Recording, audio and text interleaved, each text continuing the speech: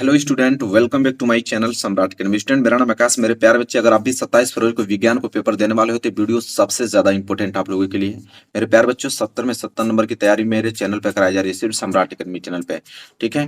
और बहुत सारे चैनल ऐसे हैं जो सिर्फ आप लोगों को बहुविकल्पीय बता रहे हैं, एक दो आप लोगों को लघुत्तरी बता रहे हैं। कोई भी आपको पूरे किताब का लघुत्तरी या पूरे किताब का दीर्घोत्तरी नहीं बता रहा है। ठीक है। और पूरे किताब का यहाँ पे आप लोगों को प्रश्न आने वाला है, तभी पूरा तैयार रहेगा, तभी आप 70 में 70 कर पाओगे, क्योंकि हर एक चैप्टर से प्रश्न आते हैं यहाँ पे। तो मेरे प्यार बच्चों, इस वीडियो में पूरे के पूरे चैप्टर के हमने लघुत्तरी दीर्घोत्तरी सभी इंपोर्टेंट क्वेश्चन लिया है।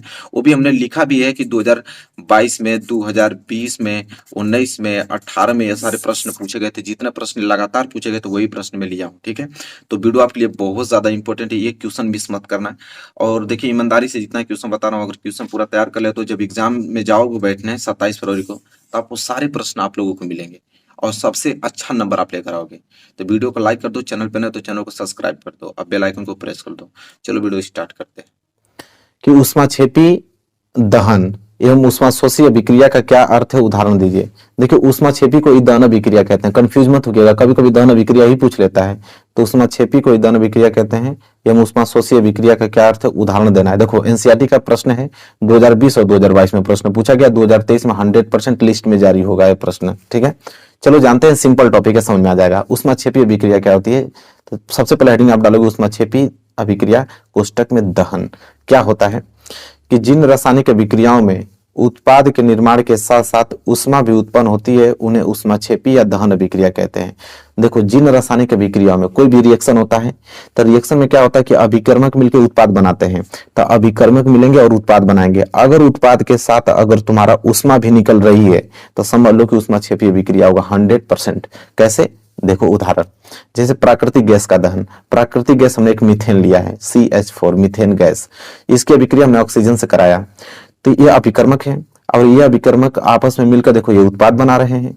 और उत्पाद में क्या बना रहे हैं, कार्बन डाइऑक्साइड बना रहे हैं और जल बना रहे हैं। और उत्पाद के साथ देखोगे तो ऊष्मा भी निकल रही है, और ऊष्मा निकल रही है तो 100% ऊष्माक्षेपी अभिक्रिया होगा। क्योंकि ऊष्माक्षेपी अभिक्रिया वही होती है कि उत्पाद के निर्माण के साथ साथ ऊष्मा भी उत्पन्न होती है, उन्हें ऊष्माक्षेपी अभिक्रिया कहते हैं। तो उत्पाद के साथ देखो ऊष्मा निकल रही है ना, ऊष्माक्षेपी अभिक्रिया है। बस खत्म।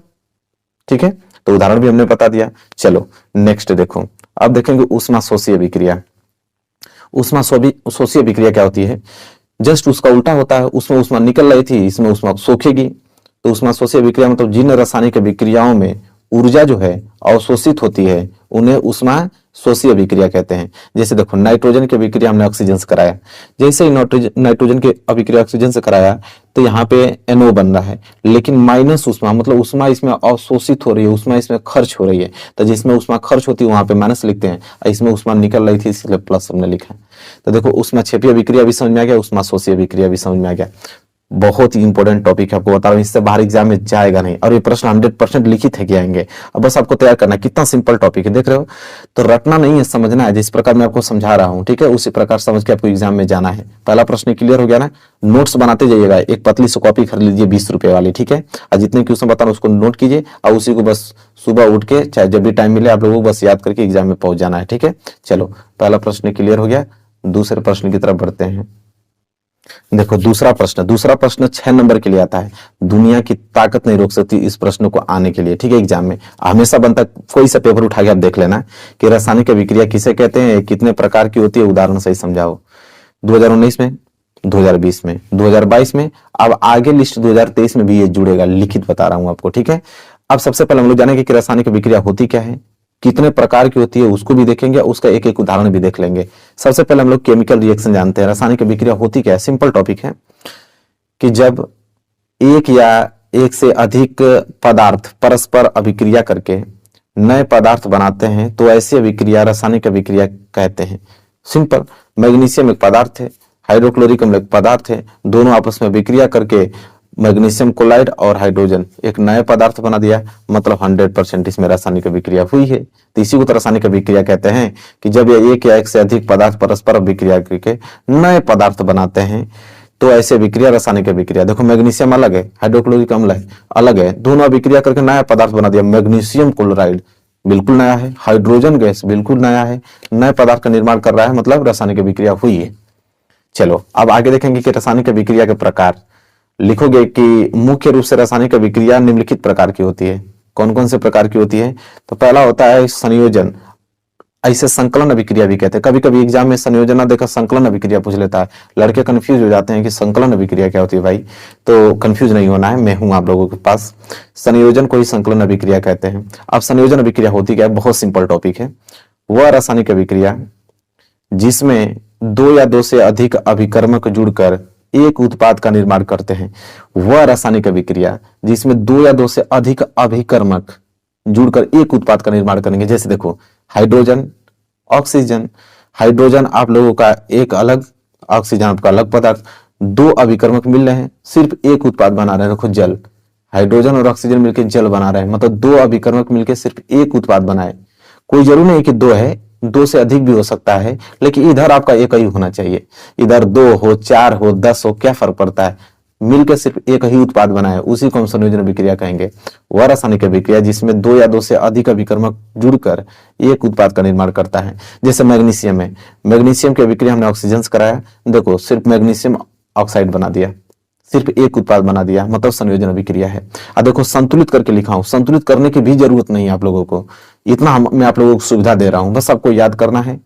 आज समझा भी रहा हूं आप लोगों को पूरा कंसेप्ट वाइज, बस आपको प्रैक्टिस करके एग्जाम में जाना है। 95% मार्क्स लाना है इस बार, ठीक है। तो ये तो संयोजन अभिक्रिया क्लियर हो गया। चलो दूसरा कौन सी अभिक्रिया होती है? तो वियोजन अभिक्रिया, इसको मैं साइड करता हूं, ठीक है। चलो देखो समझने की कोशिश करो। वियोजन अभिक्रिया, वियोजन अभिक्रिया संयोजन अभिक्रिया का जस्ट उल्टी होती है। क्या होती है? वह रासायनिक अभिक्रिया जिसमें एकल अभिकर्मक टूट करके दो या दो से अधिक उत्पाद बनाते हैं। उसमें क्या हो रहा था कि दो या दो अधिक अभिकर्मक मिलकर एक उत्पाद बना रहा था। इसमें क्या हो रहा है कि एक अभिकर्मक टूटेगा और कई सारे उत्पाद बनाएगा।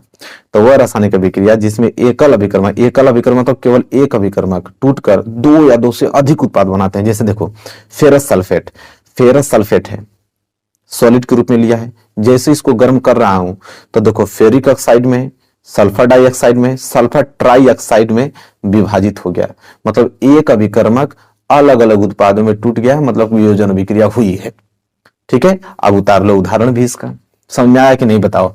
संयोजन अभिक्रिया का जस्ट उल्टा है कि नहीं वियोजन अभिक्रिया? बिल्कुल है। चलो तीसरा होता है यहाँ पे विस्थापन अभिक्रिया। विस्थापन अभिक्रिया भी बहुत सिंपल टॉपिक है।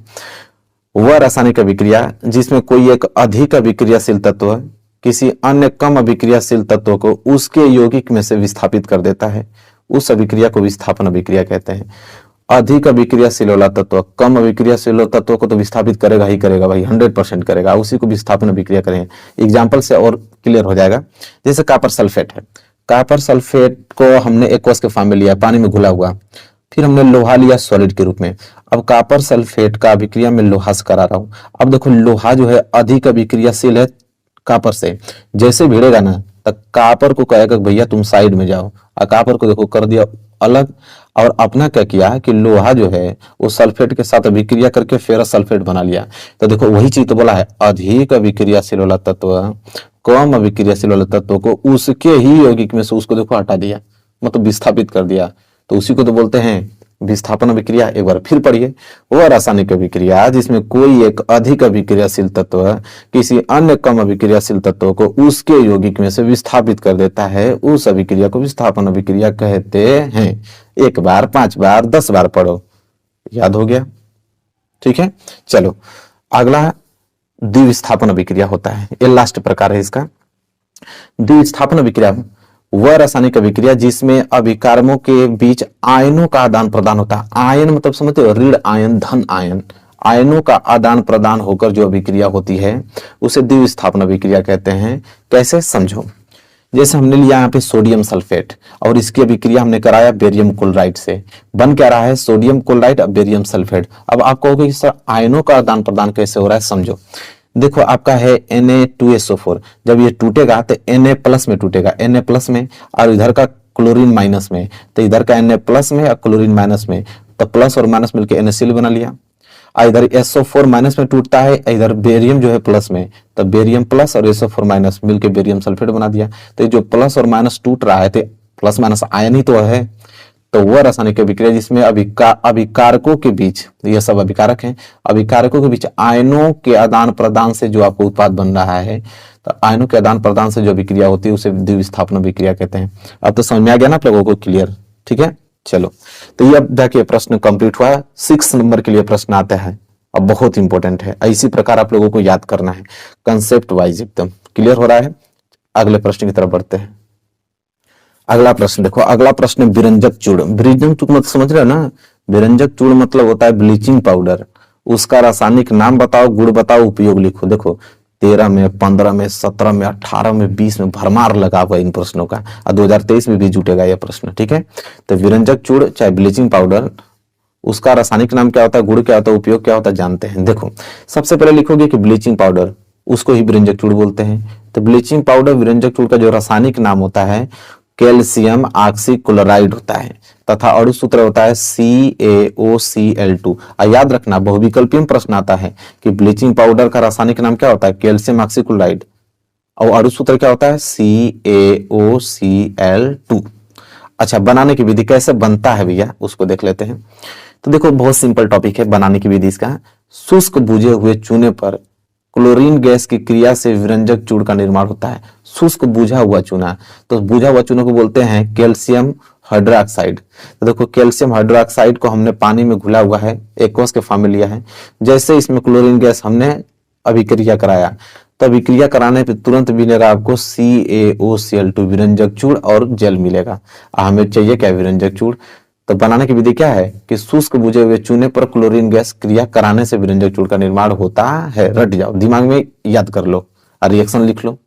ठीक है, अच्छा उपयोग क्या है भैया, उपयोग भी तो देखना पड़ेगा इसका। देखते हैं धीरे धीरे सब उपयोग। देखो उपयोग क्या है, वस्त्र उद्योग में करते हैं सूती एवं लिनन के विरंजक के लिए। सूती एवं लिनन का कपड़ा जानते हो, तो सूती और लिनन का कपड़ा कितना व्हाइटनिंग आता है, एकदम सफेद आता है। तो भैया सफेद किस लिए होता है, क्योंकि उसमें ब्लीचिंग पाउडर मिला के उसकी गंदगी को साफ किया जाता है। कागज की फैक्ट्री में लकड़ी की मज्जा, लकड़ी की मज्जा मतलब जो लकड़ी के कागज बनते हैं, तो कागज देखते हो पूरे जैसे व्हाइट पेज है, तो व्हाइट पेज कैसे हुआ होगा, तो कागज की जो लॉन्ड्री लगी होती है, मज्जा होती है, उसमें हम लोग विरंजक चूर्ण मिला के उसको साफ सफाई करते हैं। इसी तरह देखो साफ कपड़ों के विरंजक चूर्ण के लिए उपयोग किया जाता है। ठीक है, लॉन्ड्री में जो बड़े बड़े कपड़ों की लॉन्ड्री होती है, जहाँ गंदे कपड़े होते हैं, तो गंदे कपड़े साफ कैसे होते हैं, उस वहां पे भी विरंजक चूर्ण का इस्तेमाल किया जाता है, बिल्कुल शाइनिंग हो जाते हैं। ठीक है, तो यह उपयोग था। क्लियर हो गया कि नहीं, बिल्कुल। चलो यह प्रश्न अब जाके कंप्लीट हुआ, बहुत इंपॉर्टेंट प्रश्न था। चलो अगले प्रश्न की तरफ बढ़ते हैं। देखो अगला प्रश्न क्या है कि बेकिंग सोडा की विधि, गुण, अणु सूत्र लिखिए तथा उपयोग बताइए। बेकिंग सोडा, ठीक है, बेकिंग सोडा मतलब खाने वाला सोडा। अब खाने वाला सोडा की विधि बताओ कैसे बनता है, उसके गुण बताओ, अणु सूत्र बताओ, उपयोग बताओ। 14 में, 15 में, 17 में, 18 में, 19 में, 20 में प्रश्न पूछा गया है। चलो देखो उत्तर कैसे समझेंगे इसका। देखो बेकिंग पाउडर, बेकिंग पाउडर का जो रासायनिक नाम होता है उसे बोलते हैं सोडियम बाइकार्बोनेट, तथा अणु सूत्र होता है NaHCO3। याद रखना बहुविकल्पियों में दोनों प्रश्न आते हैं कि बेकिंग पाउडर का रासायनिक नाम पूछ लेता है, तो रासायनिक नाम क्या होता है, सोडियम बाइकार्बोनेट, अणु सूत्र क्या होता है NaHCO3। एक और बात बताऊं, इसे आप सोडियम बाइकार्बोनेट भी कह सकते हो, इसे सोडियम हाइड्रोजन कार्बोनेट भी कह सकते हो। तो कहीं कहीं हाइड्रोजन कार्बोनेट अगर कह देगा कि सोडियम हाइड्रोजन कार्बोनेट, तो कंफ्यूज मत होइएगा, दोनों चीज एक ही है। ठीक है, कैसे बनता है वो देख लो। इसके निर्माण के लिए साधारण नमक चाहिए भैया हमें NaCl, जल चाहिए H2O, कार्बन डाइऑक्साइड CO2 चाहिए, और इसकी अभिक्रिया हम कराएंगे अमोनिया से। और जैसे ही अमोनिया से कराएंगे तुरंत देखने को मिलेगा आपको बेकिंग सोडा। कैसे रिएक्शन देखो, हमने लिया NaCl नमक, हमने लिया अमोनिया, हमने लिया कार्बन डाइऑक्साइड, हमने लिया जल। जैसे ही आपस में अभिक्रिया कराया दो चीज मिलकर बनेगा, एक तो अमोनियम क्लोराइड बनेगा और एक बनेगा सोडियम बाइकार्बोनेट। में सोडियम बाइकार्बोनेट की आवश्यकता है, देखो बन गया कि नहीं, बिल्कुल। तो सोडियम बाइकार्बोनेट कैसे बना है, साधारण नमक से, अमोनिया से, कार्बन डाइऑक्साइड से, जल से। इन तीन उपचारों की अभिक्रिया कराने से सोडियम बाइकार्बोनेट का निर्माण हुआ है, साथ ही साथ अमोनियम क्लोराइड भी बनता है। ठीक है, चलो अब इसके भी तो उपयोग देखने पड़ेंगे भाई कि इसका उपयोग क्या होता है, बिल्कुल देखेंगे। देखो इसका उपयोग करते हैं बेकिंग पाउडर बनाने में। बेकिंग पाउडर, एक केक देखते हो, केक ठीक है, केक फूला हुआ होता है उसमें भी प्रयोग किया जाता है। रसोई घर में स्वादिष्ट खाना खाए हो, पकौड़ा खाते हो आदि, ठीक है, तो पकौड़ा वकौड़ा खाते हो वहां पे भी हम लोग उसका ही प्रयोग करते हैं। ठीक है, किसका? बेकिंग सोडा का प्रयोग करते हैं। अब जाके यह प्रश्न क्या हुआ, पूर्ण रूप से कंप्लीट हुआ, जो कि बहुत ही ज्यादा इंपॉर्टेंट था। हटाऊं इसको, समझ में आ गया ना ये वाला प्रश्न? आप लोगों को कोई दिक्कत नहीं? नोट कर लेना, पहले इसको नोट कर लो अच्छे तरीके से। चलो अगले प्रश्न की तरफ बढ़ते हैं। चलो देख लो अगला प्रश्न, देख लो बहुत इंपॉर्टेंट प्रश्न है, वेरी वेरी मोस्ट इंपॉर्टेंट है। 2016 में, 20 में, 22 में प्रश्न पूछा गया है कि विद्युत रासायनिक श्रेणी की परिभाषा लिखिए और 2 अनुप्रयोग भी लिखना है इसका। और यह प्रश्न दीर्घ उत्तरीय के लिए आता है। किसके लिए? दीर्घ उत्तरीय के लिए आता है। चलिए जानते हैं कि विद्युत रासायनिक श्रेणी क्या होती है। देखो, धातुओं की सक्रियता श्रेणी विद्युत रासायनिक श्रेणी वह सूची है। अब ये क्या है? धातुओं की सक्रियता श्रेणी कहो या इसे विद्युत रासायनिक श्रेणी कहो, दोनों एक ही चीज होता है। सक्रियता श्रेणी, विद्युत रासायनिक श्रेणी वह सूची है जिसमें धातुओं को क्रियाशीलता के अवरोही क्रम में, अवरोही क्रम मतलब घटते क्रम में व्यवस्थित किया जाता है। विस्थापन के प्रयोगों के बाद निम्न श्रेणी को विकसित किया गया है जिसे हम बोलते हैं सक्रियता श्रेणी। ठीक है, अब देखो यहाँ पे धातुओं को अवरोही क्रम में व्यवस्थित करके सजाया गया है। ठीक है, और उसी श्रेणी को हम लोग सक्रियता श्रेणी कहते हैं। जैसे में देखो, पूरा याद होना चाहिए, यही सक्रियता श्रेणी है। इतने ही तत्वों को आपको याद करना है। क्या है मैं पढ़ता हूं, potassium, sodium, calcium, magnesium, aluminium, zinc, लोहा, lead, hydrogen, copper, mercury, silver, gold. ठीक है, अब देखो इसे अवरोही क्रम में सबसे अधिक अभिक्रियाशील, ऊपर जो होगा सबसे अधिक अभिक्रियाशील, जैसे जैसे जैसे जैसे नीचे बढ़ोगे अभिक्रियाशीलता घटती जाएगी। ठीक है, तो देखो यहाँ पे ये चीज है, सबसे ज्यादा अभिक्रियाशील कौन है? पोटेशियम, उससे कम क्या है? सोडियम, उससे कम क्या है? कैल्शियम, उससे कम मैग्नीशियम, उससे कम एल्युमिनियम, ऐसा ही घटते जा रहा है। ठीक है, जैसे अगर मैं मैग्नीशियम की बात करूं, अगर मैं कहूंगा कि मैग्नीशियम से अधिक अभिक्रियाशील कौन होगा, तो मैग्नीशियम से अधिक अभिक्रियाशील होगा जो इसके ऊपर है। मैग्नीशियम के ऊपर क्या है? कैल्शियम हुआ, सोडियम हुआ, पोटेशियम। तो मैग्नीशियम से सबसे अधिक ये सब होंगे अभिक्रियाशील, लेकिन मैग्नीशियम से कम अभिक्रियाशील जो उसके नीचे होंगे। इसी तरह मैं अगर हाइड्रोजन की बात करूं कि हाइड्रोजन से अधिक अभिक्रियाशील कौन होगा?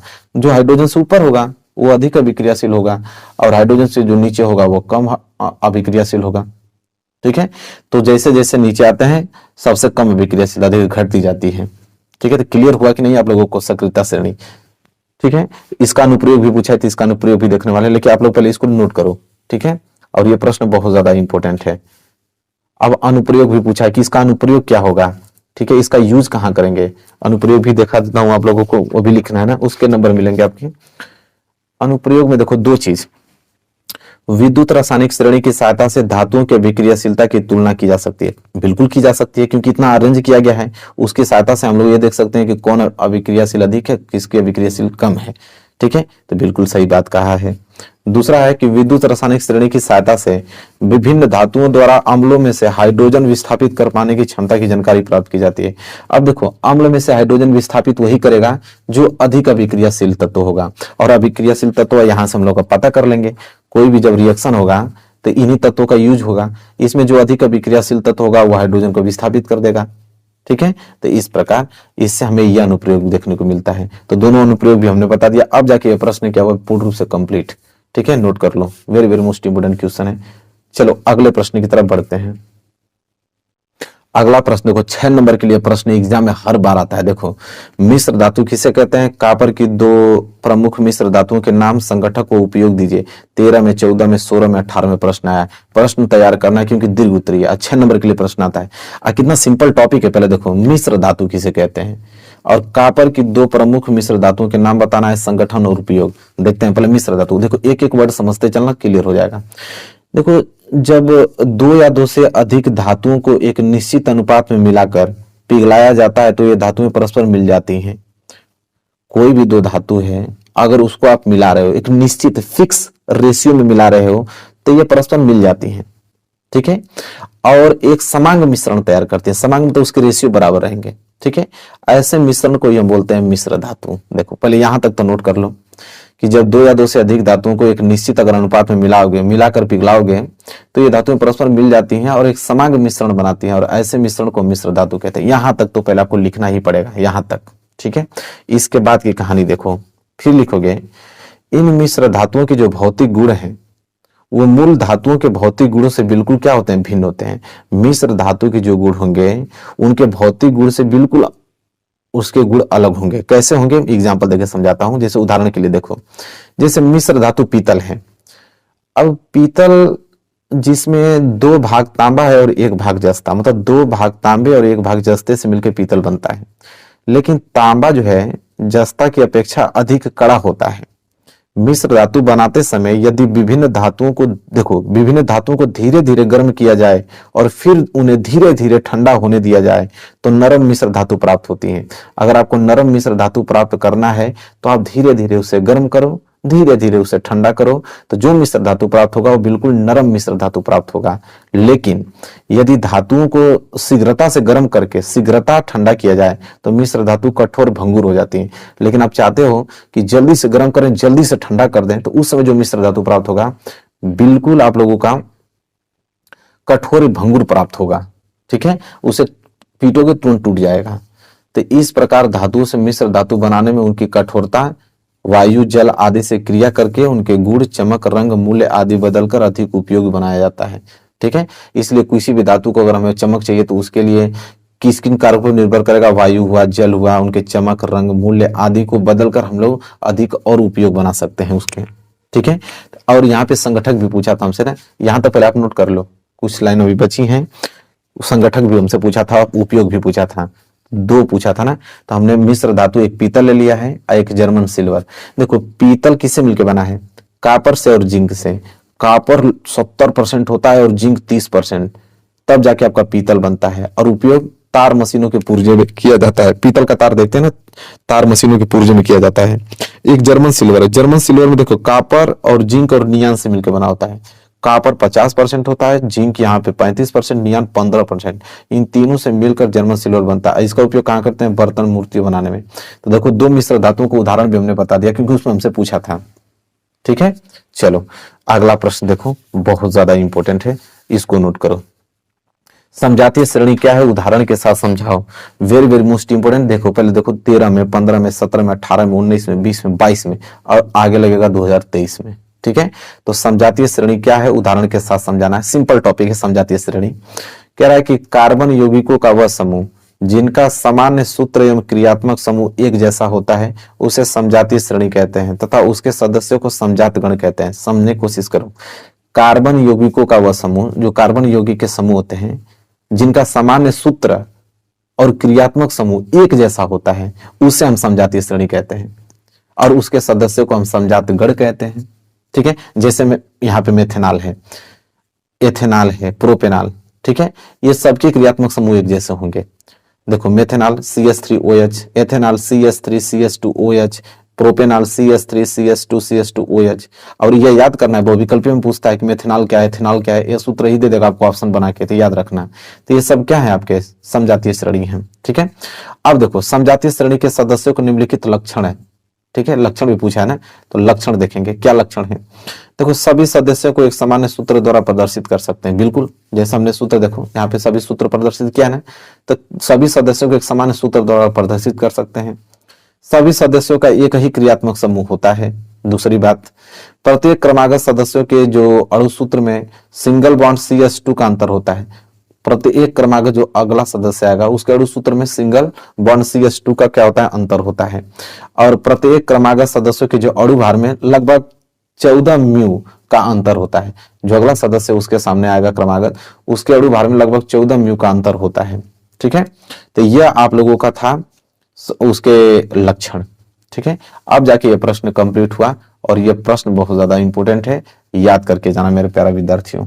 चलो अगले प्रश्न की तरफ बढ़ते हैं। देखो अगला प्रश्न वेरी वेरी मोस्ट इंपोर्टेंट प्रश्न है। क्या है कि प्रतिस्थापन अभिक्रिया पर संक्षिप्त टिप्पणी लिखिए। 2013 में, 14 में, 15 में, 16 में, 17 में, 18 में, 19 में, 20 में, 22 में, वेरी वेरी मोस्ट इंपोर्टेंट है। हजारों स्टार बना लो इस प्रश्न पे कि प्रतिस्थापन अभिक्रिया पर संक्षिप्त टिप्पणी पूछता ही पूछता है। ठीक है, देखो लिखेंगे, सबसे पहले हेडिंग डालोगे प्रतिस्थापन अभिक्रिया। होता क्या है, देखो वे अभिक्रियाएं जिनमें किसी कार्बनिक अणु के किसी एक से अधिक परमाणु या परमाणु समूह का किसी अन्य परमाणु या परमाणु समूह के द्वारा प्रतिस्थापन हो जाता है, प्रतिस्थापन अभिक्रिया कहलाता है।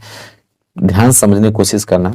वे अभिक्रियाएं जिसमें किसी कार्बनिक अणु के किसी एक से अधिक परमाणु या परमाणु समूह का किसी अन्य परमाणु या परमाणु समूह के द्वारा प्रतिस्थापन हो जाना प्रतिस्थापन अभिक्रिया कहलाता है। एग्जाम्पल से और क्लियर हो जाएगा आप लोगों को। जैसे मेथेन की क्रिया अगर हम सूर्य के धुंधले प्रकाश की उपस्थिति में क्लोरीन से कराने पर इसके एक एक करके चारों हाइड्रोजन परमाणु क्लोरीन द्वारा प्रतिस्थापित हो जाते हैं। ठीक है, जैसे यहाँ पे देखो ये आपका मेथेन है, क्लोरीन गैस के साथ अभिक्रिया करा रहे हैं, इसके चारों हाइड्रोजन के परमाणु हैं, सब क्लोरीन के साथ अलग अलग हो जाएंगे। देखो CH4 प्लस क्लोरीन क्या बना रहा है, CH3Cl बना रहा है। इसके हाइड्रोजन के यहाँ पे 3 हाइड्रोजन क्लोरीन के साथ मिल गया, एक हाइड्रोजन बचा तो वो इसके साथ मिलकर क्लोरीन के साथ HCl बना लिया। तो 4 इसके जो हाइड्रोजन के परमाणु हैं वो सभी विभाजित हो जाएंगे क्लोरीन के साथ। यही होता है प्रतिस्थापन अभिक्रिया। ठीक है, क्लियर हो गया। बहुत इंपॉर्टेंट टॉपिक था, very very most important topic है। इसके बाद वाला प्रश्न तो 6 नंबर के लिए आता है, उसको तो कोई रोक नहीं सकता, बहुत ज्यादा इंपॉर्टेंट है। 6 नंबर के लिए प्रश्न आता है, बहुत ज्यादा इंपॉर्टेंट है। 15 में, 17 में, 19 में, 20 में, 22 में प्रश्न लगातार पूछा जाता है। तो कि मेंडलीव का आवर्तन नियम तथा इस सारणी की 2 विशेषताएं लिखिए। 6 नंबर के लिए प्रश्न आता है। ठीक है, दीर्घ उत्तरीय के लिए प्रश्न है। तो सिंपल, सबसे पहले तो हम लोग जानेंगे कि मेंडलीव का आवर्तन नियम क्या कहता है। तो देखो मेंडलीव का आवर्तन नियम यह कहता है कि इस नियम के अनुसार तत्वों के भौतिक और रासायनिक गुण उनके परमाणु भारों के आवर्ती फलन होते हैं। परमाणु भारों के आवर्ती फलन का मतलब ये चीज होता है कि तत्वों को उनके परमाणु भारों के बढ़ते क्रम में रखने पर समान गुणों वाले तत्वों पर नियमित अंतराल के बाद आते हैं। कह रहा है कि अगर तत्वों का समान जो परमाणु भार वाले तत्वों को जैसे पहले हमने रख लिया, उसके बाद उसका परमाणु भार वाला अरेंज करके अगर उस प्रकार में रखूंगा तो उससे हम लोग समान गुण धर्म वाले तत्वों को वेरीफाई कर सकते हैं। ठीक है, उसका समझ सकते हैं। इस प्रकार उन्होंने सजाया था। ये तो मेंडलीव की आवर्त सारणी हुई है। इसकी विशेषता क्या होती है, विशेषता भी हमसे पूछा है। तो विशेषता में हम लोग लिखेंगे कि विशेषता इसकी क्या है। तो पहला विशेषता यह है कि तत्वों के गुणों के अध्ययन में सुविधा, मतलब जो मेंडलीव की आवर्त सारणी है उससे क्या लाभ होता है। तो पहला तो यह होता है कि तत्वों के गुणों के अध्ययन में सुविधा हो जाती है। कैसे हो जाती है, अभी देखो। मेंडलीव की मूल आवर्त सारणी से तत्वों के भौतिक रासायनिक गुणों का अध्ययन सरल हो गया है। चूंकि समान गुणों वाले तत्वों को एक ही समूह में रखा गया है, अतः किसी समूह के किसी एक तत्व के अध्ययन से उस समूह के अन्य तत्वों के गुणों का पर्याप्त सीमा तक ज्ञान हो जाता है। कहने का मतलब ये चीज है कि मेंडलीव ने अपने आवर्त सारणी को इस प्रकार सजाया है, ठीक है, उससे हमें यह सुविधा हो जाता है कि क्योंकि परमाणु भारों के क्रम के अनुसार उन्होंने सजाया है, उससे हम लोग आसानी से परमाणु भार सबका ज्ञात कर सकते हैं। ठीक है, तो पहली बात तो यह हो गया कि तत्वों के गुणों के अध्ययन में सुविधा होती है।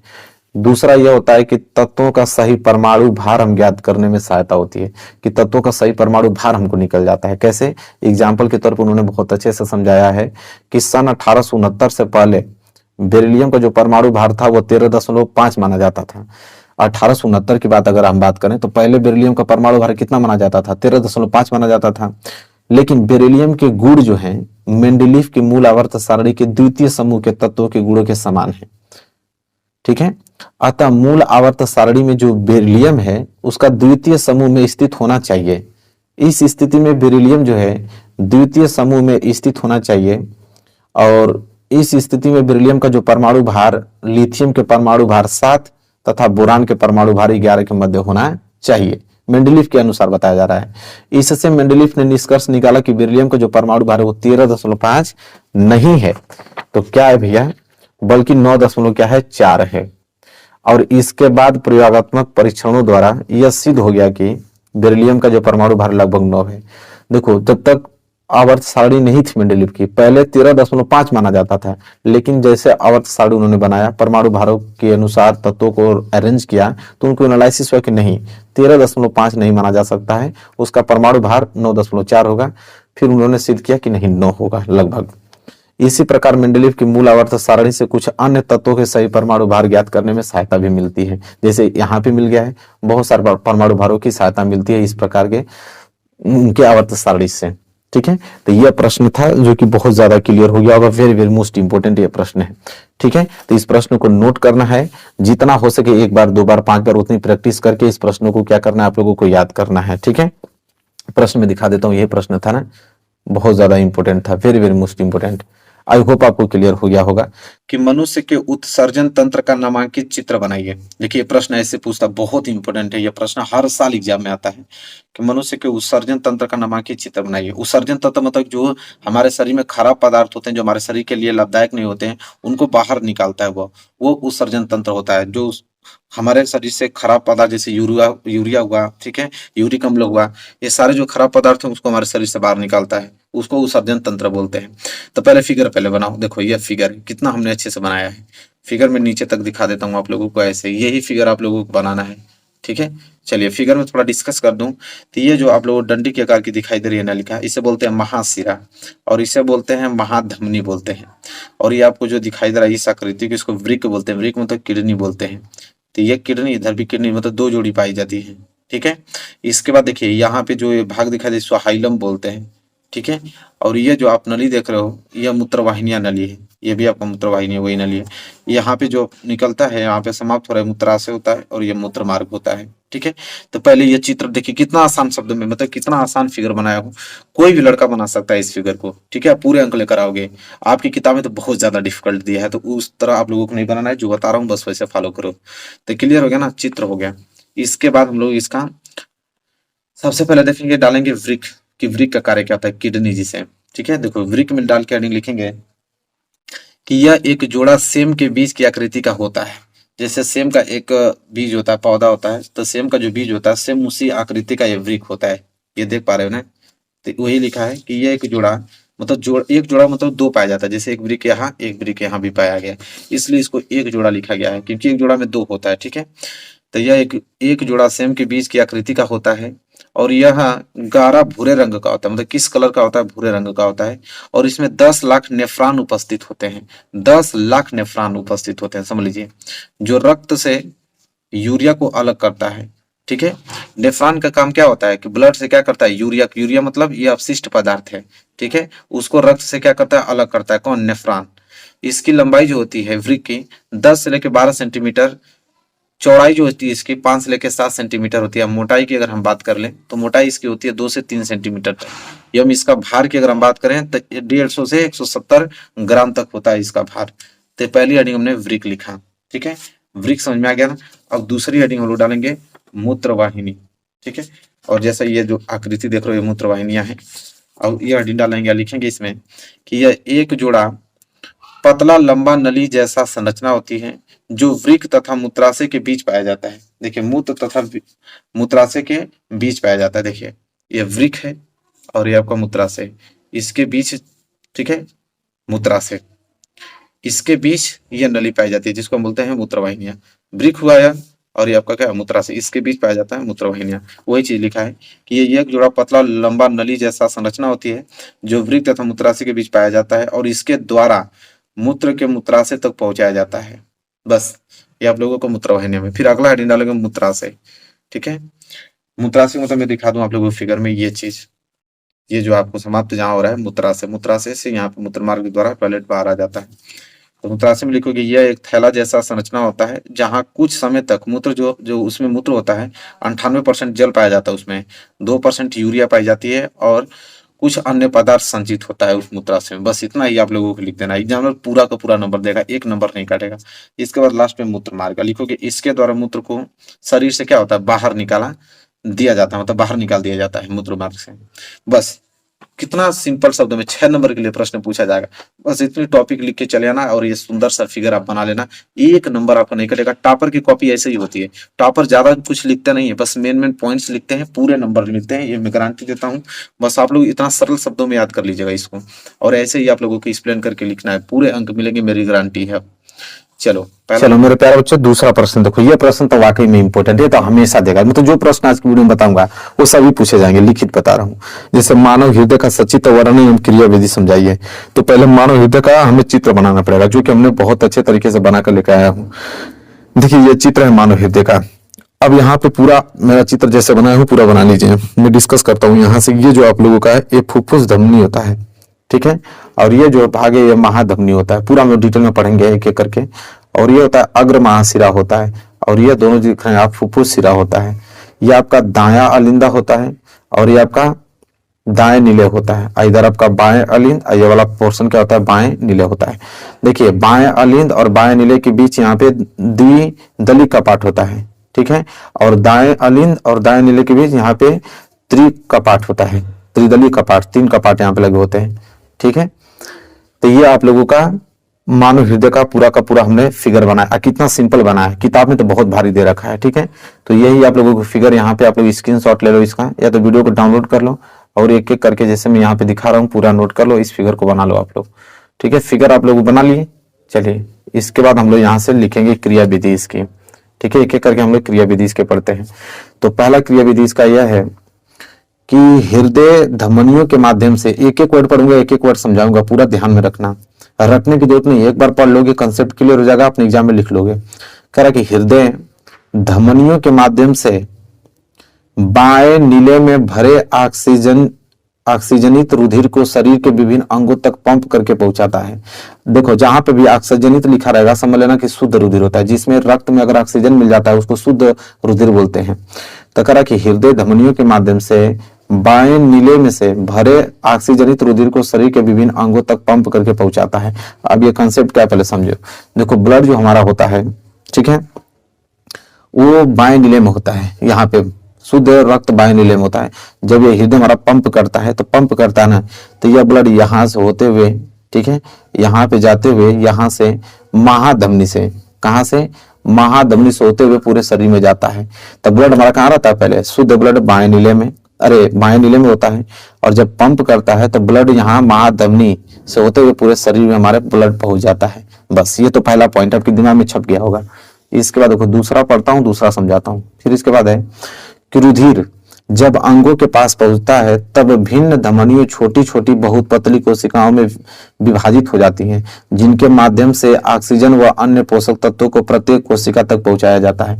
अब कह रहा है कि जैसे ही महाधमनी से ब्लड हमारे अलग अलग अंगों तक पहुंचेगा, अब वो अलग अलग अंग जो हैं वो अलग अलग छोटी छोटी कोशिकाओं में बढ़ जाएंगे, और वो छोटी छोटी कोशिकाएं पूरे शरीर में बढ़ जाएंगी, और उन्हीं छोटी छोटी कोशिकाओं से ये हमारा ब्लड जो है पूरे के पूरे शरीर में पहुंचाएगा, ठीक है। ये चीज होता है। तो दूसरा पॉइंट भी आप लोगों को समझ में आ गया, कोई दिक्कत नहीं होनी चाहिए आप लोगों को। और इसके बाद तीसरा पॉइंट क्या होता है, जब शरीर में पहुंच जाता है पूरा, फिर उसके बाद कोशिकाएं अपशिष्ट पदार्थों को एकत्रित कर पुनः जुड़ने लगती हैं, वह शिराओं का निर्माण करती हैं। अब जो पतली पतली कोशिकाएं थी जो कि शुद्ध रक्त को पूरे शरीर में पहुंचा दी, जो शुद्ध रक्त को शरीर में पहुंचाने के बाद जैसे शुद्ध रक्त को शरीर को दे देती हैं, तो उस शरीर से अपशिष्ट पदार्थ को ले लेती हैं और पुनः लेकर फिर शिरा का निर्माण कर लेती हैं, और फिर शिरा का निर्माण करके वापस आने लगती हैं। इसके बाद महाशिराएं, जो महाशिरा है, महाशिरा विऑक्सीजनित रुधिर को, विऑक्सीजनित मतलब होता है अशुद्ध रुधिर को, तो शिराएं जो निर्माण कर लेती हैं अशुद्ध रुधिर को लेकर आती हैं। अब उन अशुद्ध रुधिर को जो महाशिरा होता है वो विऑक्सीजनित रुधिर को मतलब अशुद्ध रुधिर को दाएं आलिंद में लाती है, जहां से यह शुद्ध रुधिर दाएं नीले में प्रवेश करता है। अब इसका कहने का मतलब क्या है, इसको देखिए। कह रहा है कि जब अशुद्ध रुधिर आता है तो अशुद्ध रुधिर आता है पहले कहां पे, देखिए महाशिरा, महाशिरा से होते हुए अशुद्ध रुधिर प्रवेश करेगा दाएं अलिंद में, दाएं अलिंद से यहाँ पे त्रिकपाटी लगी होती है, त्रिकपाट से होते नीचे आएगा किसमें, दाएं नीले में अशुद्ध रुधिर। अब ये अशुद्ध रुधिर क्या होता है कि यहाँ से फुफ्फुस धमनी से होते हुए फेफड़े में चले जाता है, ठीक है। तो यहाँ तक क्लियर हो गया ना आप लोगों को। चलिए इसके बाद लिखेंगे चौथा पॉइंट वही कि अब दाएं नीले से विऑक्सीजनित रुधिर को फुफ्फुस धमनी, वही फुफ्फुस धमनी जो देखा है, फुफ्फुस धमनी के माध्यम से फुफ्फुस तक ले जाया जाता है, फुफ्फुस मतलब फेफड़े तक ले जाया जाता है, ठीक है, क्लियर हो गया। इसके बाद देखो छठवां क्या है कि फुफ्फुस में रुधिर में ऑक्सीजन प्रवेश करता है, फुफ्फुस में रुधिर में ऑक्सीजन प्रवेश करता है, फुफ्फुस में फेफड़ा में जब हम लोग सांस लेते हैं तो फेफड़ा में ऑक्सीजन पहुंचता है, वह कार्बन डाइऑक्साइड रुधिर से निकल जाती है। अब ऑक्सीजनित रुधिर फुफ्फुस शिराओं के माध्यम से बाएं आलिंद में प्रवेश करता है और इस तरह द्वारा संचरण लगातार चलता रहता है। अब कह रहा है, इसको नोट कर लीजिए, फिर समझिए क्या कह रहा है कि जैसे फुफ्फुस धमनी फेफड़ा तक ले जाएगा अशुद्ध रुधिर को, अशुद्ध रुधिर से क्या होता है कि कार्बन डाइऑक्साइड को ले लिया जाता है और उसमें ऑक्सीजन को छोड़ दिया जाता है। अब वो ऑक्सीजन क्या करेगा कि फुफ्फुस शिरा से होते हुए प्रवेश करेगा बाएं अलिंद में, फिर बाएं अलिंद से शुद्ध रुधिर चला जाता है बाएं नीले में, और बाएं नीले से शुद्ध रुधिर फिर महाधमनी से होते हुए पूरे शरीर में पहुंचने लगता है। क्लियर हो गया ना। चलिए पूरा नोट कर लिया, एक बार फिर पुनः आप लोगों को समझा देता हूँ। देखो पहले क्या होता है कि शुद्ध रुधिर रहता है बाएं नीले में, जब पंप करता है तो शुद्ध रुधिर महाधमनी से होते हुए पूरे शरीर में जाता है, और जैसे पूरे शरीर में जाता है तो वो आगे चलकर बहुत सारे शिराओं में बढ़ जाता है, केशिकाओं में, और बहुत सारी केशिकाओं के माध्यम से पूरे अंग में शुद्ध रुधिर पहुंच जाता है। और शुद्ध रुधिर पहुंचने के बाद वहां से अशुद्ध रुधिर को वापस लेकर फिर शिरा का निर्माण कर लेता है, और वह शिरा आकर खुलता है अग्र महाशिरा में, और अग्र महाशिरा अशुद्ध रुधिर को लेकर आती है दाएं अलिंद में, फिर दाएं अलिंद से अशुद्ध रुधिर चलाता है दाएं नीले में, फिर दाएं नीले से होते हुए फुफ्फुस धमनी से होते हुए अशुद्ध रुधिर फेफड़ों तक पहुंच जाता है। और फेफड़ा में जब अशुद्ध रुधिर जाता है तो उसमें अशुद्ध रुधिर में कार्बन डाइऑक्साइड होता है, तो कार्बन डाइऑक्साइड को ले लिया जाता है और उसमें ऑक्सीजन को दे दिया जाता है। जैसे ऑक्सीजन रक्त में पहुंचेगा वो शुद्ध रुधिर बन जाएगा, फिर शुद्ध रुधिर फुफ्फुस शिरा से होते हुए बाएं आलिंद में पहुंच जाएगा, बाएं आलिंद से फिर बाएं नीले में पहुंच जाएगा। पूरी की पूरी प्रक्रिया ही समझा दिया हमने। बताइए कभी भूलेंगे आप? कभी नहीं भूल पाएंगे। तो यह था आप लोगों का क्वेश्चन जो कि बहुत ज्यादा इंपॉर्टेंट है कि मानव हृदय का सचित्र वर्णन के लिए हमने एक एक स्टेप बताया है, पूरा का पूरा क्लियर हो गया होगा आप लोगों को। ठीक है, चलिए मेरे प्यारे बच्चों अगला क्वेश्चन देखते हैं। देखिए मेरे प्यारे बच्चों अगला प्रश्न, ये प्रश्न बहुत ज्यादा इंपॉर्टेंट है, वाकई में इंपॉर्टेंट है कि मानव में मादा जनन तंत्र का एक नामांकित चित्र बनाए। पूछता है मादा जनन तंत्र का नामांकित चित्र। देखो सिंपल एकदम चित्र, बिल्कुल सिंपल चित्र बना के लेके मैं छोटा कर देता हूँ। देखो कितना सिंपल चित्र बनाया, कोई भी बना लेगा इसको। इसमें क्या है कि ये जो नलिका दिखाई दे रही है इसे बोलते हैं फैलोपियन नलिका, जिसे हम बोलते हैं अंडवाहिनियां, और ये जो आपको नीले नीले करके के दिखाई दे रही है इसे बोलते हैं अंडाशय। ठीक है, और ये जो भाग आपको दिखाई दे रहा है आगे का इसे बोलते हैं परिगर्भाशय, और ये जो आप लोगों का डिजाइन नुमा आपको आकृति दिख रही है इसे बोलते हैं अंतःपेशीय स्तर। और देखो यह आप लोगों का देखो ये जो नलिका आपको जा रही है, यही नलिका यहाँ पे मिलकर फिर यहाँ बड़ी नलिका बना लेती है, और बड़ी जो नलिका बनाती है इसी को बोलते हैं गर्भाशय।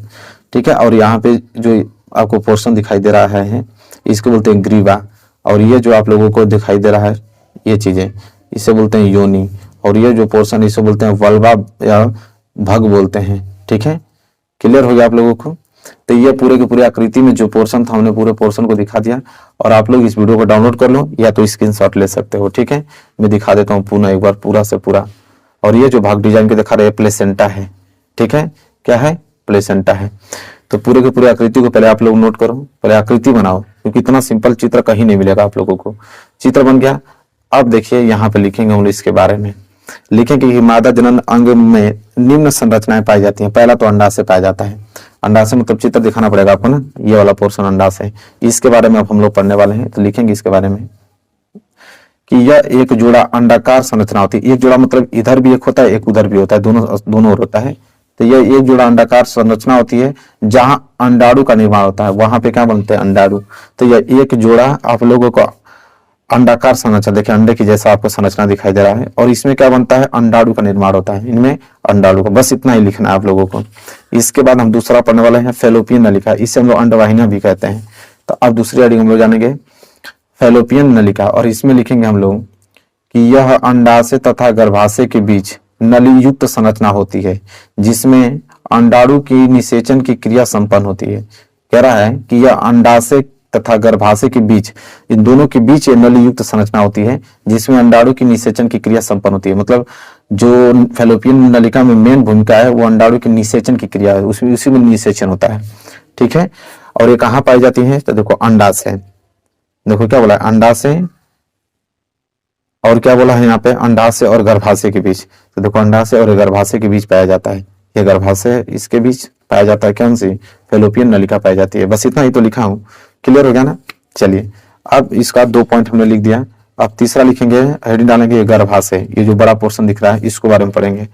लिखेंगे यहाँ पे गर्भाशय, हेडिंग डालो, लिखेंगे यह थैलीनुमा उल्टे नाशपाती के आकार का संरचना होता है जहां भ्रूण का विकास होता है। किसका? भ्रूण। फिर भ्रूण से आप लोगों का बच्चे का निर्माण होता है। ठीक है, तो किसका निर्माण होता है? भ्रूण का। तो बस यही पॉइंट आप लोगों को लिख देना है। इसके बाद बनता है ग्रीवा। देखो ये पोर्शन ग्रीवा, ग्रीवा हेडिंग डाल के लिखोगे कि गर्भाशय की नीचे संकरे भाग जहां गर्भाशय तथा योनि मिलते हैं ग्रीवा कहलाता है। ठीक है, बस गर्भाशय के नीचे अगर हम बात करें तो संकरे भाग जहां गर्भाशय तथा योनि मिलते हैं उसको क्या कहते हैं? ग्रीवा कहते हैं। और लास्ट में आप लोगों का 1 पॉइंट बस और लिख देना है योनि। ठीक है, इसमें लिखोगे कि यह एक संकुचनशील मांसपेशियों वाली नली युक्त संरचना होती है और जिसमें शीशन का प्रवेश होता है। इसमें क्या होता है, शीशन का प्रवेश होता है तथा यह छिद्र के द्वारा शरीर से बाहर निकलता है, जिसे वल्बा भाग कहते हैं। वल्बा भाग मतलब ये चीज होता है, वल्बा भाग, जिससे बच्चा यहाँ से बाहर निकलता है, इसको वल्बा भाग कहते हैं। तो यह जो आप लोगों का मैं क्वेश्चन आप लोगों को बता रहा हूँ मेरे प्यारे, जो बहुत ज्यादा इंपॉर्टेंट है और आज की वीडियो तो आपके लिए बहुत ज्यादा महत्वपूर्ण है। यहाँ से सारे प्रश्न बनेंगे, बस आप लोगों को याद करना है। चलिए मेरे प्यारे बच्चों, अगला प्रश्न देखो। अगला प्रश्न बहुत ज्यादा इंपॉर्टेंट है कि विक्राणु, जिसे नेफ्रॉन कहते हैं, नेफ्रॉन पर संक्षिप्त टिप्पणी लिखिए। विक्राणु कहाँ पाए जाते थे? जो हम लोग ने उत्सर्जन तंत्र देखा, मतलब किडनी में विक्राणु पाए जाते थे, 10 लाख विक्राणु, नेफ्रॉन। ठीक है, तो वही पूछ रहा है कि अब विक्राणु का या नेफ्रॉन का संक्षिप्त टिप्पणी लिखिए। तो इसका हमें फिगर बनाना पड़ेगा। ठीक है, इसका भी तो देखो, ये इसका फिगर मैं छोटा कर देता हूँ, इसका फिगर अब बनाओ। तो ये देखो, ये आप लोगों का फिगर है विक्राणु का। ये जो आप लोगों को नली दिखाई दे रही है इसे बोलते हैं अभिवाही धमनिका, और ये जो निकल रही है इसे बोलते हैं अपवाही धमनिका। और यहाँ पे गुच्छे जैसे जो आकृति आपको दिखाई दे रही है इसे बोलते हैं ग्लोमेरुलस। और ये जो आप लोगों को संरचना दिखाई दे रही है कप जैसी संरचना, इसे बोलते हैं वोमेन संपुट बोलते हैं। ठीक है, नीचे अगर आओगे तो ये नली जो आपको नीचे आ रही है इसे बोलते हैं कुंडलित नलिका। और ये देखो, ये नीचे की तरफ आ रही है ना, मतलब घट रही है, तो घट रही इसे बोलते हैं अवरोही चाप। फिर धीरे धीरे धीरे धीरे यहाँ से अब ऊपर की तरफ जा रही है तो इसे बोलते हैं आरोही चाप। ठीक है, और ये आप लोगों का चाप कहिए या तो लूप कहिए, दोनों बातें कहिए। और यह जो वी आकृति बन रहा है जो कि अवरोही चाप और आरोही चाप के मिलने से बन रहा है इसे बोलते हैं हेनले का चाप, जिसे हेनले का लूप भी आप इससे कह सकते हो। अब यही नलिका ऊपर जा रही है, धीरे धीरे धीरे धीरे ऊपर जा रही है नलिका, इसे बोलते हैं, सारी नलिकाएं यहाँ पे मिलती हैं, इसको बोलते हैं संग्राहक नलिका। क्या बोलते हैं? संग्राहक नलिका। और देखो, ये भी संग्राहक नलिका, ये भी संग्राहक नलिका, सभी नलिकाएं यहाँ पे मिलती हैं, तो इसे बोलते हैं सामान्य संग्राहक नलिका, इस वाले पोर्शन को। और यहाँ से बोलते हैं मूत्रवाहिनियां है यह। ठीक है, तो ये फिगर हमने आप लोगों की एक एक वर्ड समझा दिया, पहले फिगर आप बनाओ। ठीक है, पहले कॉपी में आप लोग जो फिगर में सिंपल फिगर बना के लेके आओ, पहले इसको बनाओ, इसके बाद तब जाके यहाँ पे लिखना आप लोग। ठीक है, उत्तर में। अब यहाँ से उत्तर लिखो। उत्तर लिखेंगे कि नेफ्रॉन वृक्क की संरचनात्मक एवं क्रियात्मक इकाई है। प्रत्येक विक्राणु रुधिर को छानता है, मतलब प्रत्येक विक्राणु का काम क्या होता है? रुधिर को छानने का काम होता है तथा मूत्र का निर्माण करता है। विक्राणु के निम्नलिखित भाग होते हैं, अलग अलग भाग होते हैं बहुत सारे। पहला वोमेन संपुट। वोमेन संपुट मतलब ये चीज, ये जो पोर्शन आप देख रहे हो इसे बोलते हैं वोमेन संपुट। इसमें लिखेंगे हम लोग कि यह कप या प्लेट जैसी संरचना होती है। देखिए, कप जैसा नहीं दिख रहा है आप लोगों को? देखिए, कप जैसा दिख रहा है कि नहीं? कप या प्लेट जैसी है संरचना, तो वही बोला यहाँ पे, यह कप या प्लेट जैसी संरचना होती है जिसमें रक्त नलिकाओं का गुच्छा होता है, जिसे ग्लोमेरुलस कहते हैं। देखो, रक्त नलिकाओं का गुच्छा, ये जो आप लोगों को गुच्छा दिख रहा है ना, इसके अंदर रक्त कोशिकाओं का गुच्छा होता है, जिसे हम लोग क्या बोलते हैं? ग्लोमेरुलस बोलते हैं। क्या? ग्लोमेरुलस बोलते हैं। बस ये हो गया आप लोगों का वोमेन संपुट। दूसरा डालोगे हेनले का चाप। हेनले का चाप, ये वाला जो आपको पोर्शन दिखाई दे रहा है इसे बोलते हैं हेनले का चाप। इसमें लिखोगे कि यह जो है पतले नली का बना होता है, जिसकी आकृति जो है यू जैसी होती है। देखिए, इसकी आकृति यू जैसी नहीं दिख रही है आपको? इसकी आकृति किस आकार की दिख रही है? यू जैसी इसकी आकृति आप लोगों को दिख रही होगी। तो वही बोला है कि यह पतले नली का बना होता है, जिसकी आकृति जो होता है यू जैसी होती है, और इसका निर्माण जो होता है वो अवरोही चाप और आरोही चाप के मिलने से होता है। तो वही चीज, तो आरोही चाप और आरोही चाप, अवरोही चाप और आरोही चाप के मिलने से इसका निर्माण होता है। बस हो गया। इसके बाद अगली हेडिंग डालोगे संग्राहक नली। ठीक है, संग्राहक नली में लिखोगे कि संग्राहक नली दिखा देता हूं, यह होता है, ये जो नली ऊपर की तरफ जा रही है यही तो संग्राहक नली है।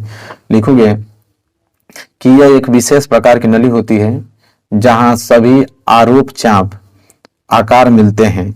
इसके बाद सभी संग्राहक नली मूत्र नली में चली जाती है। बस ये सभी नली जो है यहाँ पे मिलती हैं, जिसे संग्राहक नली, सामान्य संग्राहक नली बोलते हैं, और यहाँ कहाँ चली जाती है? मूत्र में चली जाती हैं। तो वही पोर्शन तो लिखा हूं। तो ये आप लोगों का भाग था। अब इसका कार्य भी पूछा था हमके, ठीक है, कि कार्य बताइए। अब इसके कार्य देखेंगे कि जो वृक्क है आप लोगों का, विक्राणु जिसे नेफ्रॉन कहते हैं, उसका कार्य क्या होता है। तो अब विक्राणु के कार्य हेडिंग डालो और लिखो। देखो, इसका कार्य क्या होता है, बहुत सिंपल है। पहला कि रुधिर रीनल धमनी में बहुत दाब पर बहता है, जिससे ग्लोमेरुलस की पतली दीवारों से रुधिर छनता रहता है। अब इसका मतलब क्या समझो, एक एक स्टेप समझो। कह रहा है कि रुधिर रीनल धमनी से बहुत दाब पर बहता है। ये देखो, ये अभिवाही धमनी है, इसके बाहर देखोगे तो रीनल धमनी रहेगा। यहाँ से जब ब्लड यहाँ पे आता है तो अभिवाही धमनी बहुत पतली है, जब इसमें ब्लड जाता है पतली चीज में तो बहुत प्रेशर से जाता है, तो पतली नली फैल जाती है। जब इसमें जाती है तो ये पतली नली फैल जाती है, सभी नलिकाएं हैं, ठीक है। ये जो गुच्छा बना है ये भी छोटी छोटी नलिकाओं का गुच्छा है। जब इसमें रुधिर जाता है तो यह फैल जाता है, जब फैलता है रुधिर तो यह धीरे धीरे छनने लगता है। यहाँ से छनकर कहाँ चला जाता है, वोमेन संपुट में चला आता है ब्लड। ठीक है, तो वही चीज लिखा है कि रुधिर रीनल धमनी में बहुत दाब पर रहता है, जिससे ग्लोमेरुलस की पतली दीवारों से रुधिर क्या होता है, छनता है। इसके बाद लिखोगे दूसरा, रुधिर कोशिकाएं और प्रोटीन कोशिकाओं में ही रहती है। जो रुधिर होता है वो कोशिका में और प्रोटीन कोशिकाओं में ही रहती है, जबकि जल की अधिकांश मात्रा और घुले हुए खनिज वो में संपूर्ण द्वारा छान लिए जाते हैं। देखो इसमें क्या होता है कि जो ब्लड होता है तो आधा बहुत ज्यादा ब्लड जो होता है वो आप लोगों को कोशिकाओं में ही रहता है, लेकिन जल और जो अपशिष्ट पदार्थ हैं वो रुधिर से छनकर वो में संपूर्ण से होते हुए कुंडलित नलिका में चले जाते हैं। ठीक है, वही कह रहा है। इसके बाद तीसरा लिखोगे, इस निस्यंदन में जो लेने देने की प्रक्रिया से निस्यंदन बोलते हैं, इस निस्यंदन में वज्र पदार्थ मतलब खराब पदार्थ जैसे यूरिया के साथ साथ लाभदायक पदार्थ जैसे ग्लूकोज आदि उपस्थित रहते हैं। इनके अतिरिक्त जल की अतिरिक्त मात्रा जो शरीर के लिए उपयोगी नहीं होती वह भी होती है। कह रहा है कि जैसे यहाँ से छनकर अपशिष्ट पदार्थ यूरिया तब नीचे चली जाती हैं, तो कुछ मात्रा में जो हमारे शरीर के लिए लाभदायक होता है जैसे ग्लूकोज, तो ग्लूकोज भी चले आते हैं। मतलब ग्लूकोज के जो छोटे छोटे कण होते हैं वो भी छन के चले आते हैं इसी अपशिष्ट पदार्थ में ही, यूरिया में ही वो चले आते हैं जो हमारे शरीर के लिए लाभदायक होते हैं। इसके बाद है अगला, फिर क्या होता है कि जब यह निस्यंदन नलिका में आता है तो लाभदायक पदार्थ जैसे ग्लूकोज, अमीनो अम्ल, जल का पुनः नलिका में उपस्थित कोशिकाओं द्वारा अवशोषण होता है। कह रहा है कि अब यही छन के जब यहाँ पे कुंडलित नलिका में आएगा तो फिर से निस्यंदन होगा, और इसमें जो ग्लूकोज और अमीनो अम्ल जैसे लाभदायक चीज आ गया था उसका पुनः निस्यंदन होता है और उसको पुनः शरीर में दे दिया जाता है, और शरीर से कुछ अपशिष्ट पदार्थ को फिर पुनः वापस ले लिया जाता है। ठीक है, तो यही कह रहा है। इसके बाद अगला पॉइंट लिखोगे, उन वज्र पदार्थों का भी छनन इन कोशिकाओं द्वारा होता है जो शेष रह जाते हैं। मतलब जो कुछ वज्र पदार्थ, खराब पदार्थ बच जाते हैं जो हमारे शरीर में चले जाते हैं, उनको भी वापस ले लिया जाता है। फिर कह रहा है कि अंत में फिर निस्यंदन में, अंत में जो निस्यंदन होता है उसमें केवल देखोगे तो यूरिया और अन्य वज्र पदार्थ तथा जल ही रह जाता है, जिससे मूत्र कहा जाता है और ये संग्राहक में एकत्रित हो जाता है। मतलब लास्ट में फिर एक निस्यंदन होता है। उसमें क्या होता है कि सारे खराब पदार्थ एक साइड और सारे अच्छे पदार्थ एक साइड जो हमारे शरीर के लिए लाभदायक है, और सारे खराब पदार्थ जैसे यहाँ पे यूरिया सब एकत्रित हो जाते हैं अलग एकदम बिल्कुल, और फिर वो मूत्र वाहिनी के होते हुए बाहर चले जाते हैं टॉयलेट के माध्यम से। तो यह था आप लोगों को पूरा एक एक स्टेप हमने बताया, आप लोगों को पूरा का पूरा क्लियर हो गया होगा मेरे प्यारे बच्चों। एक आप लोगों को टॉपिक छूटा नहीं होगा। चलिए तो क्लियर हो गया ना। अगला प्रश्न देखते हैं। देखो मेरे प्यारे बच्चों, अगला प्रश्न, ये प्रश्न वाकई में बहुत इंपॉर्टेंट है कि मेंडल के नियमों की एक एक उदाहरण सहित व्याख्या कीजिए कि मेंडल के नियम कितने थे। मेंडल ने 3 नियम दिया था, सबको मालूम है। एक आपका प्रथम नियम जिसे प्रभाविता का नियम भी कहते हैं, दूसरा आपका पृथक्करण का नियम था, और तीसरा उन्होंने स्वतंत्र अपव्यूहन का नियम दिया था। तो ये प्रश्न वाकई में इंपॉर्टेंट हर साल एग्जाम में आता है कि मेंडल के नियमों की एक एक उदाहरण सहित व्याख्या कीजिए। देखो सबसे पहले हम लोग हेडिंग डालेंगे प्रथम नियम। प्रथम नियम को बोलते हैं प्रभाविता का नियम, चाहे इसे एकल लक्षण भी बोलते हैं। देखो प्रभाविता का नियम होता क्या है, कह रहा है कि जब विपरीत लक्षण वाले पौधे का क्रॉस कराया जाता है तो F1 पीढ़ी में केवल प्रभावी लक्षण ही देखने को मिलता है। कह रहा है कि जब विपरीत लक्षण वाले अगर पौधे हैं और उनका मैं क्रॉस कराऊंगा तो उसका F1 पीढ़ी में केवल प्रभावी लक्षण ही देखने को मिलता है। प्रभावी लक्षण मतलब क्या होता है, जो लक्षण दिखाई देता है, और अप्रभावी लक्षण मतलब जो लक्षण होते हुए भी दिखाई नहीं देता।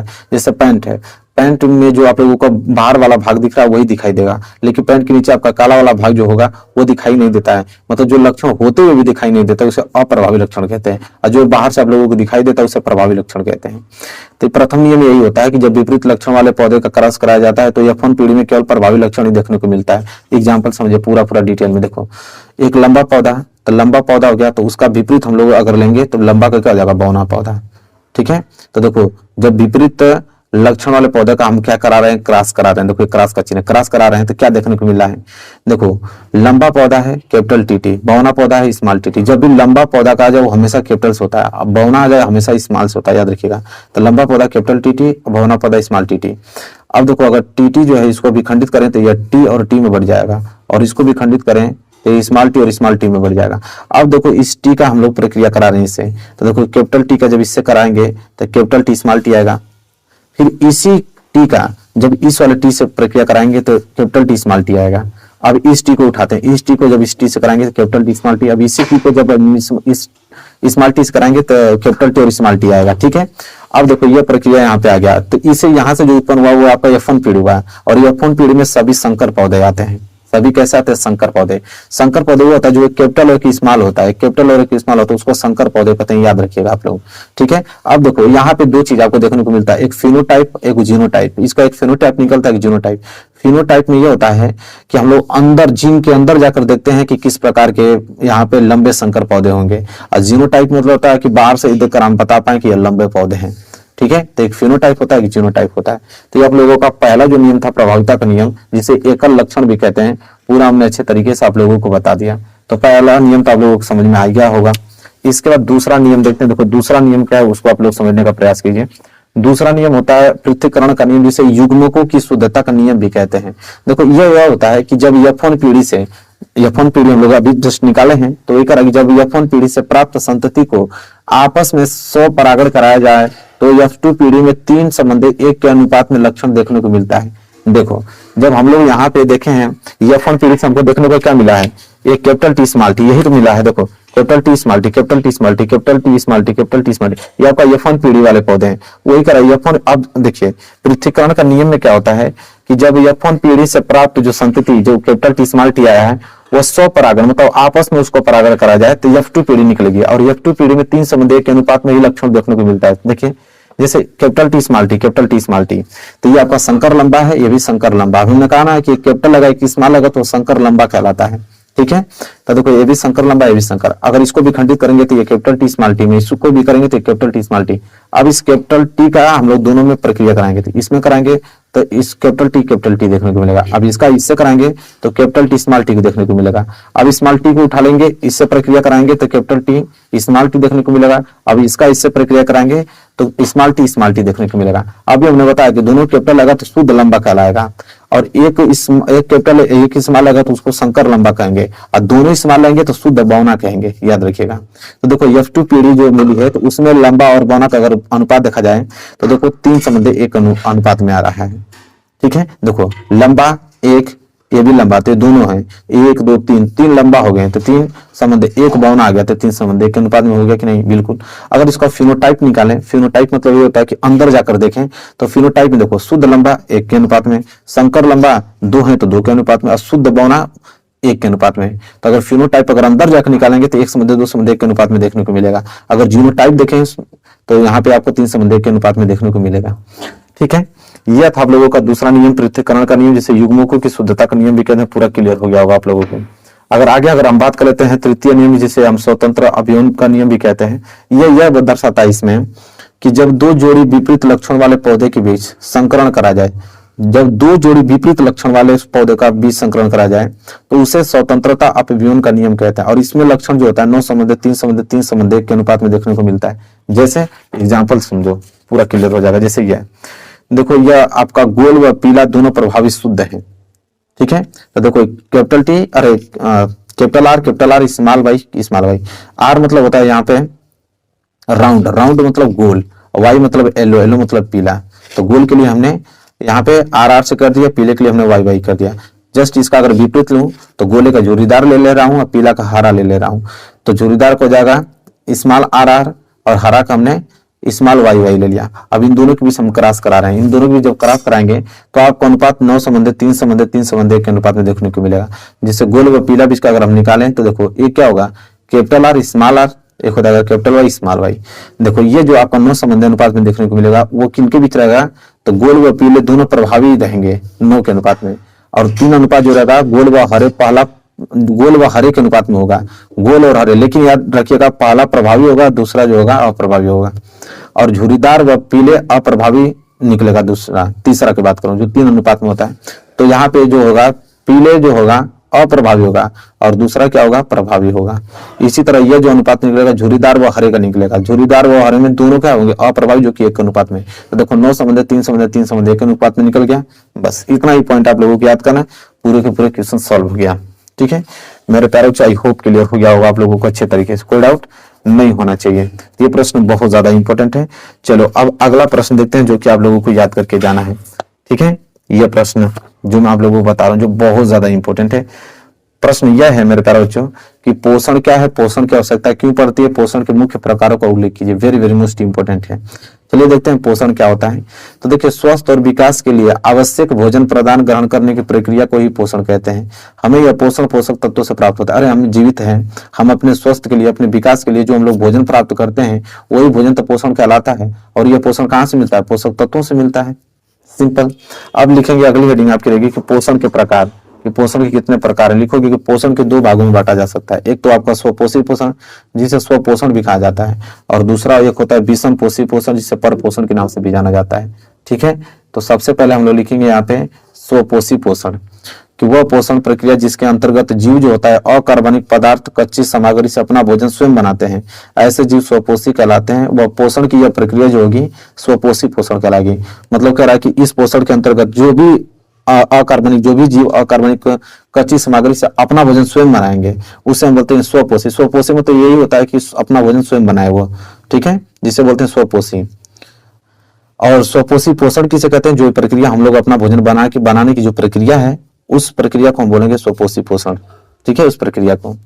चलो, अब दूसरा है विषम पोषी पोषण, जिसे हम लोग परपोषण के नाम से भी जानते हैं। तो देखो, विषम पोषी जिसे परपोषण के नाम से जानते हैं, वो क्या होता है कि वह पोषण प्रक्रिया जिसमें वे सभी जीव पूर्वनिर्मित भोजन या दूसरे जीवों से बना बनाया भोजन ग्रहण करते हैं, विषम पोषी पोषण कहलाते हैं। ऐसे जीव विषम पोषी कहलाते हैं। मतलब कहने का मतलब है कि इस पोषण की प्रक्रिया के अंदर यह आएगा कि कोई जीव अपना भोजन नहीं बनाएगा, मतलब किसी दूसरे जीव पर निर्भर रहेगा, उसके बने हुए भोजन को अपना ग्रहण करेगा। ठीक है, उससे हम बोलते हैं विषम पोषी पोषण या परपोषण। क्लियर हो गया? आगे अगर हम बात कर लेते हैं तो देखो, यह जो होता है 3 प्रकार के माने जाते हैं। ठीक है, तो 3 प्रकार के माने जाते हैं। कौन कौन? तो देखो, एक आता है प्राणी संभोजी पोषण, दूसरा आता है मृत्योपजीवी पोषण, और तीसरा आता है परजीवी पोषण। पहले हम लोग देखेंगे प्राणी संभोजी पोषण में। इसमें यह होता है, मैं थोड़ा बड़ा कर देता हूं ताकि दिखे आप लोगों को। प्राणी संभोजी पोषण में जैसे ठोस भोजन ग्रहण करने वाले जीव प्राणी संभोजी पोषण कहलाते हैं। और यह भोजन का जो भक्षण करते हैं सभी जंतु प्राय इसी प्रकार के होते हैं। देखो, हम लोग भी प्राणी संभोजी में ही आते हैं, क्योंकि ठोस पदार्थ को हम लोग ग्रहण करते हैं। ठीक है, ठोस पदार्थ को हम लोग आसानी से ग्रहण कर सकते हैं और प्राणी संभोजी पोषण कहलाते हैं, और वे भोजन भक्षण करते हैं चीजों की। ठीक है, चलिए आगे अगर हम बात करें मृत्योपजीवी पोषण, ये क्या होता है कि ऐसे जीव जो अपना भोजन मृत जंतु या पौधे तथा उनके उत्सर्जित पदार्थों आदि से प्राप्त करते हैं उन्हें मृत्योपजीवी पोषण कहलाते हैं। मतलब जो मरे हुए जंतु होते हैं उससे जो भोजन अपना प्राप्त करते हैं, जैसे जीवाणु कवक देखते हैं मरे हुए जीव जंतु में पाए जाते हैं, उसके अंदर जो बैक्टीरिया छोटे छोटे पाए जाते हैं वो मरे हुए जो उत्तक है उनसे अपना भोजन प्राप्त करते हैं, मरे हुए जंतुओं से अपना भोजन प्राप्त करते हैं, उन्हीं के अंदर रहते हैं वो जीवाणु कीटाणु, वो सब मृत्योपजीवी पोषण के अंतर्गत आ जाएंगे।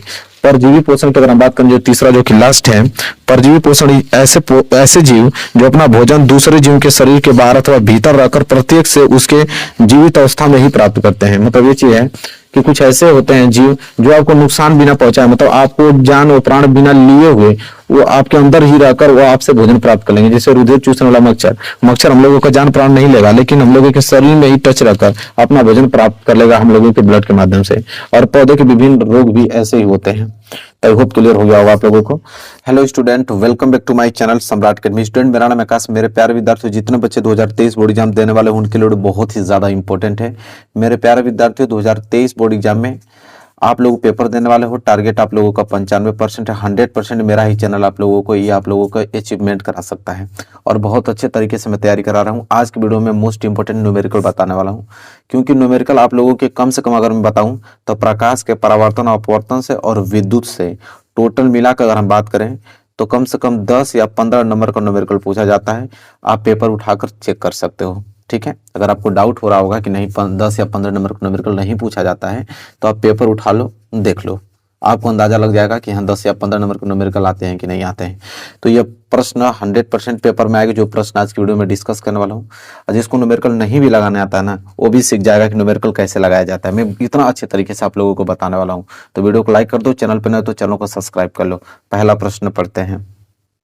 देखो, पहला प्रश्न पढ़ते हैं। देखो, बहुत आराम से बताऊंगा, हर एक पॉइंट आप लोगों को बताऊंगा, सब कुछ समझ में आने वाला है। ठीक है, देखो कैसे लगाओगे। सबसे पहले आप प्रश्न पढ़ो। कह रहा है कि किसी अवतल लेंस की फोकस दूरी 15 सेंटीमीटर है। ठीक है, लेंस कौन सा है? अवतल लेंस। उसकी फोकस दूरी 15 सेंटीमीटर है। वस्तु को लेंस से कितनी दूरी पर रखें कि इसके द्वारा वस्तु का लेंस से 10 सेंटीमीटर दूरी पर प्रतिबिंब बने। ठीक है, अब देखो नोटिस, यहाँ पे देखो पकड़ने वाली बात ये चीज है कि आपको क्या दिया है।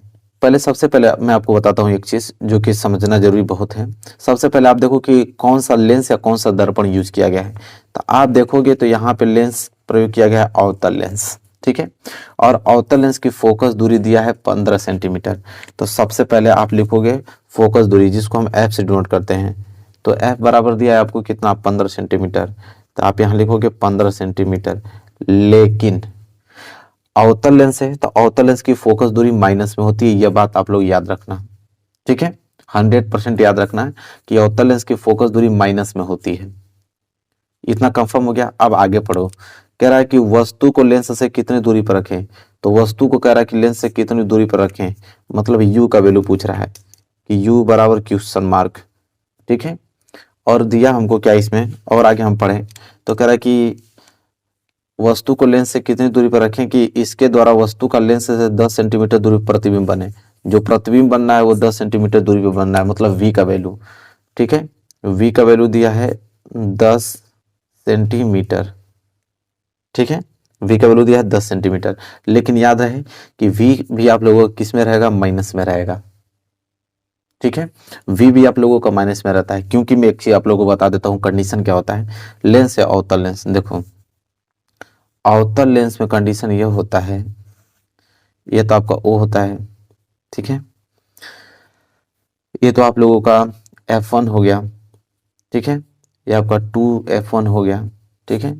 और ये आपका F2 हो गया, ये आपका 2F2 हो गया, ठीक है। अब देखो इसमें ये चीज होता है कि वस्तु को तुम कहीं पे भी रख लो, वस्तु को तुम कहीं पे भी रख लो, इसका प्रतिबिंब हमेशा F1 और O के बीच ही बनता है, मतलब यहीं पे बनेगा। और जब इधर बनता है तो O से इधर वाली दूरी हमेशा ऋणात्मक होती है। तो v का वैल्यू अगर 10 सेंटीमीटर प्रतिबिंब बन रहा है तो जाहिर सी बात है इधर ही बनेगा, इधर बनेगा तो माइनस में होगा, ठीक है। तो कंडीशन बता दिया हूं ताकि आप लोगों को समझ में आ जाए कि माइनस क्यों लग रहा है, ठीक है। क्लियर हो गया ना। तो f बराबर -15 सेंटीमीटर, u का वैल्यू पूछा है, v बराबर -10 सेंटीमीटर, बस इतना हो गया ना। तो यहाँ पे u का वैल्यू निकालना है। लेंस है, लेंस सूत्र लगा दोगे, लिखोगे लेंस सूत्र से, लेंस सूत्र से। अब देखो सूत्र याद होना चाहिए आप लोगों को, सूत्र याद नहीं रहेगा तब तक आप कर नहीं पाओगे, ठीक है। तो लेंस सूत्र बहुत सिंपल होता है कि 1/f बराबर 1/v माइनस 1/u, ये लेंस सूत्र होता है।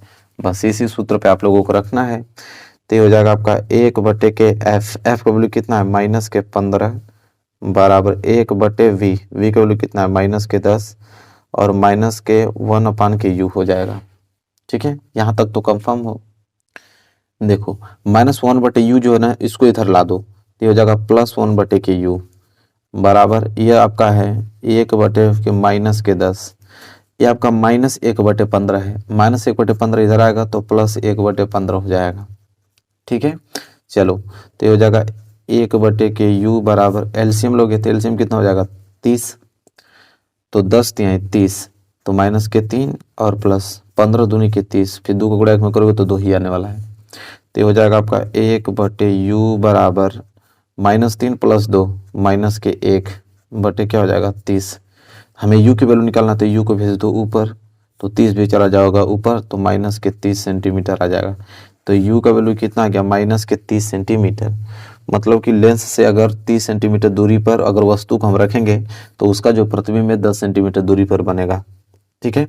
तो बस ये हो जाएगा आप लोगों का आंसर। ये प्रश्न बहुत ज़्यादा इंपॉर्टेंट है मेरे प्यारे बच्चों, इसको आप लोग लगाना सीख लेना। हालांकि हमने बहुत अच्छे तरीके से एक्सप्लेन करके बताया इस प्रश्न को, ताकि कोई भी डाउट आप लोगों को न रह जाए। चलो अगला प्रश्न देखते हैं। देखो अगला प्रश्न ये है मेरे प्यारे बच्चों कि 10 सेंटीमीटर फोकस दूरी वाले उत्तल लेंस, हमने क्या कहा कि सबसे पहले हम लोग देखेंगे कि लेंस कौन सा प्रयोग किया गया है। तो यहाँ पे अब उत्तल लेंस का प्रयोग किया गया है। अगला सवाल में अवतल लेंस था और इसमें आप लोगों का उत्तल लेंस है। तो 10 सेंटीमीटर फोकस दूरी, मतलब उत्तल लेंस का फोकस दूरी दिया है, ठीक है। कह रहा है कि उत्तल लेंस से 20 सेंटीमीटर दूर 10 सेंटीमीटर लंबी एक मोमबत्ती रखी गई है। मतलब 20 सेंटीमीटर दूर, मतलब किसका वैल्यू, यू का वैल्यू दिया है, और 10 सेंटीमीटर लंबी, मतलब वस्तु की लंबाई दिया है कि जो मोमबत्ती है वो 10 सेंटीमीटर लंबी है। लेंस से बने प्रतिबिंब, मोमबत्ती के प्रतिबिंब की स्थिति, ठीक है। स्थिति मतलब v का वैल्यू, प्रकृति मतलब आपका m का वैल्यू, और लंबाई मतलब एच डैश का वैल्यू ज्ञात करना है। तो देखो कितना सिंपल है। वही चीज सबसे पहले हम लोग लिखेंगे फोकस दूरी, ठीक है। तो लिखेंगे फोकस दूरी एफ बराबर, तो यह बराबर दिया है आपका 10 सेंटीमीटर, और यह प्लस में ही रहेगा क्योंकि अगर अवतल लेंस रहता है यहाँ पे तो अवतल लेंस की फोकस दूरी माइनस में होती है, लेकिन उत्तल लेंस है तो फोकस दूरी आपका प्लस में ही रहने वाला है, ठीक है।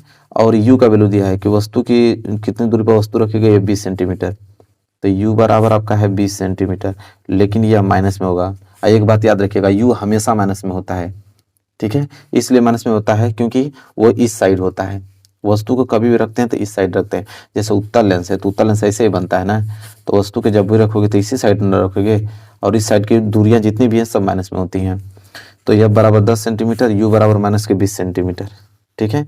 और हमसे पूछा है v का वैल्यू, m का वैल्यू, एच डैश का वैल्यू, और एक चीज दिया है हमको कि 10 सेंटीमीटर लंबी मोमबत्ती, मतलब जो वस्तु है उसकी लंबाई 10 सेंटीमीटर, मतलब h का वैल्यू, ठीक है।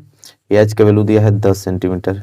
h मतलब क्या होता है, वस्तु की लंबाई, मतलब बिंब की लंबाई दिया है। तो सबसे पहले तो हम लोग लगाएंगे यहाँ पे लेंस सूत्र, और लेंस सूत्र से हम पहले v निकालेंगे। तो यहाँ पे लिखेंगे लेंस सूत्र से, लेंस सूत्र से, और लेंस सूत्र अभी हमने बताया आपको कि 1/f बराबर 1/v और माइनस के 1/u होता है। तो हो जाएगा आपका 1/f, f का वैल्यू कितना है 10 बराबर 1/v, v तो ज्ञात करना है, माइनस 1/u, u का वैल्यू कितना है माइनस के 20। इसे हल करोगे तो हो जाएगा 1/10 बराबर 1/v, माइनस गुणा माइनस में होगा तो प्लस 1/20। तो ये हो जाएगा आपका 1/10 प्लस 1/20, इधर आएगा तो माइनस के 1/20 बराबर इधर हो जाएगा आपका 1/v। और यहाँ से एलसीएम ले लेंगे तो 20, 10 दूनी के 20, 2 को गुणा 1 में करोगे तो 2, माइनस 20 एकम 20, 1 को गुणा 1 में करोगे तो 1 ही आने वाला है, ये हो जाएगा 1/v, 2 में से 1 जाएगा तो 1/20 बराबर 1/v। हमको v निकालना है तो v को ऊपर कर दो, ये 20 कहाँ चला जाएगा ऊपर, मतलब v का वैल्यू जो आ गया वो 20 सेंटीमीटर आ गया। v का वैल्यू कितना आ गया 20 सेंटीमीटर, यहाँ पे लिख देना v बराबर 20 सेंटीमीटर आ गया, ठीक है। लेकिन v तो हमको मालूम चल गया, लेकिन हमको और ज्ञात करना क्या था, हमें m की वैल्यू चाहिए। तो देखो m की वैल्यू के लिए 2 फार्मूला होता है यहाँ पे, एक होता है m बराबर v अपान के u, और एक होता है m बराबर h डैश अपान के h, ठीक है। तो पहले यहाँ से हम लोग निकाल लेते हैं m की वैल्यू। तो m बराबर क्या हो जाएगा v का वैल्यू कितना है 20, और बटे u का वैल्यू कितना है माइनस के 20, तो कटा देंगे तो m बराबर आ जाएगा माइनस के 1, ठीक है। और माइनस है, ठीक है, तो वास्तविक तथा उल्टा प्रतिबिंब बनेगा, ठीक है। वास्तविक तथा उल्टा, अगर ये प्लस रहता तो आभासी तथा सीधा बनता है, तो वास्तविक तथा उल्टा प्रतिबिंब बनेगा। और एच डैश की वैल्यू चाहिए तो यहाँ से निकाल लो, m बराबर एच डैश अपान के h होता है, और m का वैल्यू कितना है माइनस के 1 बराबर एच डैश निकालना है। h का वैल्यू तो आगे ही दिया था, मोमबत्ती की लंबाई कितना दिया था 10, ठीक है। तो 10 को गुणा माइनस 1 में होगा तो कितना हो जाएगा माइनस के 10 बराबर एच डैश, मतलब एच डैश के बराबर भी क्या हो जाएगा माइनस के 10, मतलब जितना बड़ा आपका वस्तु था उतना बड़ा उसका प्रतिबिंब ही बना है, ठीक है। तो चलो ये हो गया आंसर। तो यहाँ देखो v का वैल्यू निकल गया, यहाँ पे एच डैश का निकल गया, यहाँ से हमने m निकाल कर उसका प्रकृति ज्ञात कर लिया कि वो वास्तविक तथा उल्टा बनेगा, ठीक है। आई होप आपको क्लियर हो गया होगा मेरे प्यारे बच्चों, पूरा डिटेल में हमने आपको समझाया इस प्रश्न को, और अच्छे से नोट कर लो। क्लियर हो गया ना आप लोगों को, कोई डाउट नहीं होना चाहिए। चलिए अगला प्रश्न देखते हैं। चलिए अगला प्रश्न देखें। तो अगला प्रश्न मेरे प्यारे बच्चों दर्पण से है कि अवतल दर्पण। देखो अब तक हमने लेंस पढ़ा था दोनों क्वेश्चन में, अब दर्पण आ गया। कह रहा है कि अवतल दर्पण के मुख्य अक्ष पर ध्रुव से 30 सेंटीमीटर दूरी पर स्थित वस्तु का प्रतिबिंब वस्तु पर ही बनता है, ठीक है। कह रहा है कि 30 सेंटीमीटर दूरी पर एक वस्तु है और वस्तु का जो प्रतिबिंब बनना है वो वस्तु पे ही बनता है, ठीक है। तो दर्पण की फोकस दूरी क्या होगी, तो एफ का वैल्यू पूछ रहा है, बहुत सिंपल है। तो आप ही बताओ कि अवतल दर्पण है और अवतल दर्पण में कह रहा है कि वस्तु को 30 सेंटीमीटर दूरी पर रखा गया है, मतलब u बराबर 30 सेंटीमीटर, और u अभी हमने बताया कि हमेशा माइनस में होगा, चाहे वो लेंस हो चाहे वो दर्पण हो। तो u बराबर -30 सेंटीमीटर, मतलब कि 30 सेंटीमीटर दूरी पर वस्तु रखा गया है और बोला है कि उसका प्रतिबिंब भी उसी पे बनता है, मतलब प्रतिबिंब भी आप लोगों का 30 सेंटीमीटर दूरी पे ही बनेगा, बिल्कुल बनेगा, क्योंकि बोल रखा है कि उसी पे ही प्रतिबिंब बनता है। मतलब v बराबर भी आपको दे दिया -30 सेंटीमीटर, ठीक है। और पूछा है f का वैल्यू, फोकस दूरी ज्ञात कीजिए। तो यहाँ पे दर्पण सूत्र लगा दीजिएगा, सिंपल, और तुरंत आ जाएगा। तो आप लिखोगे दर्पण सूत्र से, देखो अभी हमने लेंस सूत्र लगाया था, अब दर्पण सूत्र है, कुछ खास अंतर नहीं है, बस माइनस और प्लस का अंतर है। दर्पण सूत्र होता है कि 1/f बराबर 1/v और प्लस 1/u। लेंस सूत्र में माइनस होता है, दर्पण में आपका प्लस होता है, बस इतना ही फर्क होता है और कुछ नहीं, ठीक है। चलो तो ये हो जाएगा आपका 1/f निकालना है, 1/v, v का वैल्यू -30 और प्लस 1/u के वैल्यू भी -30। तो हो जाएगा 1/f बराबर 1/-30 और माइनस और प्लस क्या हो जाएगा -1/30। तो हो जाएगा 1/f बराबर, एलसीएम कितना हो जाएगा 30, 30 से 30 कैंसिल, माइनस के 1, आई हो जाएगा -30 से 30 1।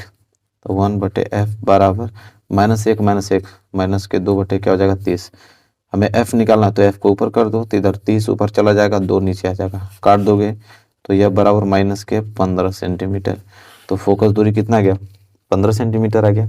तो ऐसे ऐसे प्रश्न आएंगे जो कि बहुत ज़्यादा सिंपल होंगे, बस फार्मूले से याद होने चाहिए आप लोगों को और सारे प्रश्न आप लोगों को क्लियर हो जाएगा, ठीक है। चलिए मेरे प्यारे बच्चों, ये भी प्रश्न आप लोगों को अच्छे तरीके से क्लियर हो गया होगा, थोड़ा भी डाउट आप लोगों को इस प्रश्न में नहीं होगा। चलो अगला प्रश्न देखते हैं। चलो देखो अगला प्रश्न क्या है, अगला प्रश्न भी आप लोगों का उसी दर्पण से है कि एक अवतल दर्पण के सामने 15 सेंटीमीटर दूरी पर वस्तु रखी है। 15 सेंटीमीटर मतलब u का वैल्यू दिया है आपको। यदि दर्पण की फोकस दूरी 23 सेंटीमीटर मतलब f का वैल्यू दिया है 30 सेंटीमीटर, तो प्रतिबिंब की स्थिति मतलब v का वैल्यू ज्ञात कीजिए और प्रकृति मतलब m का वैल्यू ज्ञात कीजिए। तो कितना सिंपल है, तो सिंपल यह है कि अवतल दर्पण है, अवतल दर्पण की दिया है कि 15 सेंटीमीटर दूरी पर वस्तु रखी गई है, मतलब u बराबर आपको 15 सेंटीमीटर दिया है। हमने बताया कि u का वैल्यू हमेशा माइनस में होता है। और फोकस दूरी इस बार दिया है, फोकस दूरी दिया है 15 सेंटीमीटर, नहीं सॉरी फोकस दूरी 30 सेंटीमीटर। और फोकस दूरी अवतल दर्पण में माइनस होता है, इस बात को याद रखना, ठीक है। तो फोकस दूरी क्या होता है इसमें आपका माइनस में होता है, तो माइनस के क्या हो जाएगा 30 सेंटीमीटर हो जाएगा, ठीक है। इतना क्लियर है आप लोगों को। पूछा क्या है, स्थिति मतलब v का वैल्यू पूछा है और m का वैल्यू पूछा है। तो सबसे पहले तो दर्पण सूत्र लगा के आप पहले v का वैल्यू निकाल दो। तो लिखोगे दर्पण सूत्र से, दर्पण सूत्र से, ठीक है। दर्पण सूत्र से ये होगा कि 1/f बराबर 1/v और प्लस 1 के क्या होता है u। तो हो जाएगा 1/के f, f का वैल्यू कितना है -30 बराबर 1/v, v का वैल्यू तो ज्ञात करना है, प्लस 1/u का वैल्यू कितना है -15 है, ठीक है। इसे हल करेंगे तो ये हो जाएगा 1/-30 बराबर हो जाएगा 1/v, माइनस गुणा प्लस में करोगे तो -1 कितना जाएगा 15। अब करना क्या है कि 1/-30, ये माइनस के 1/15 इधर आएगा तो प्लस 1 क्या हो जाएगा 15 बराबर इधर बच गया 1/v। एलसीएम ले लो, एलसीएम कितना हो जाएगा 30, 30 से 30 कैंसिल, -1 प्लस 15 दूनी के 30 बराबर 1/v। तो -1 प्लस 2 तो 1 क्या बचेगा 30 बराबर 1/v। हमें v ज्ञात करना, तो v को ऊपर कर दो, इधर 30 ऊपर चला जाएगा, मतलब v बराबर कितना आ जाएगा 30 सेंटीमीटर, ठीक है। तो v बराबर कितना आ गया 30 सेंटीमीटर। तो v का वैल्यू निकल गया और m का वैल्यू ज्ञात करना, तो m बराबर क्या होता है -v/u होता है, यह फार्मूला होता है। अब ये हमने पहले क्वेश्चन में हल किया था कि लेंस था, तो लेंस में m बराबर v/u होता है, याद रखना।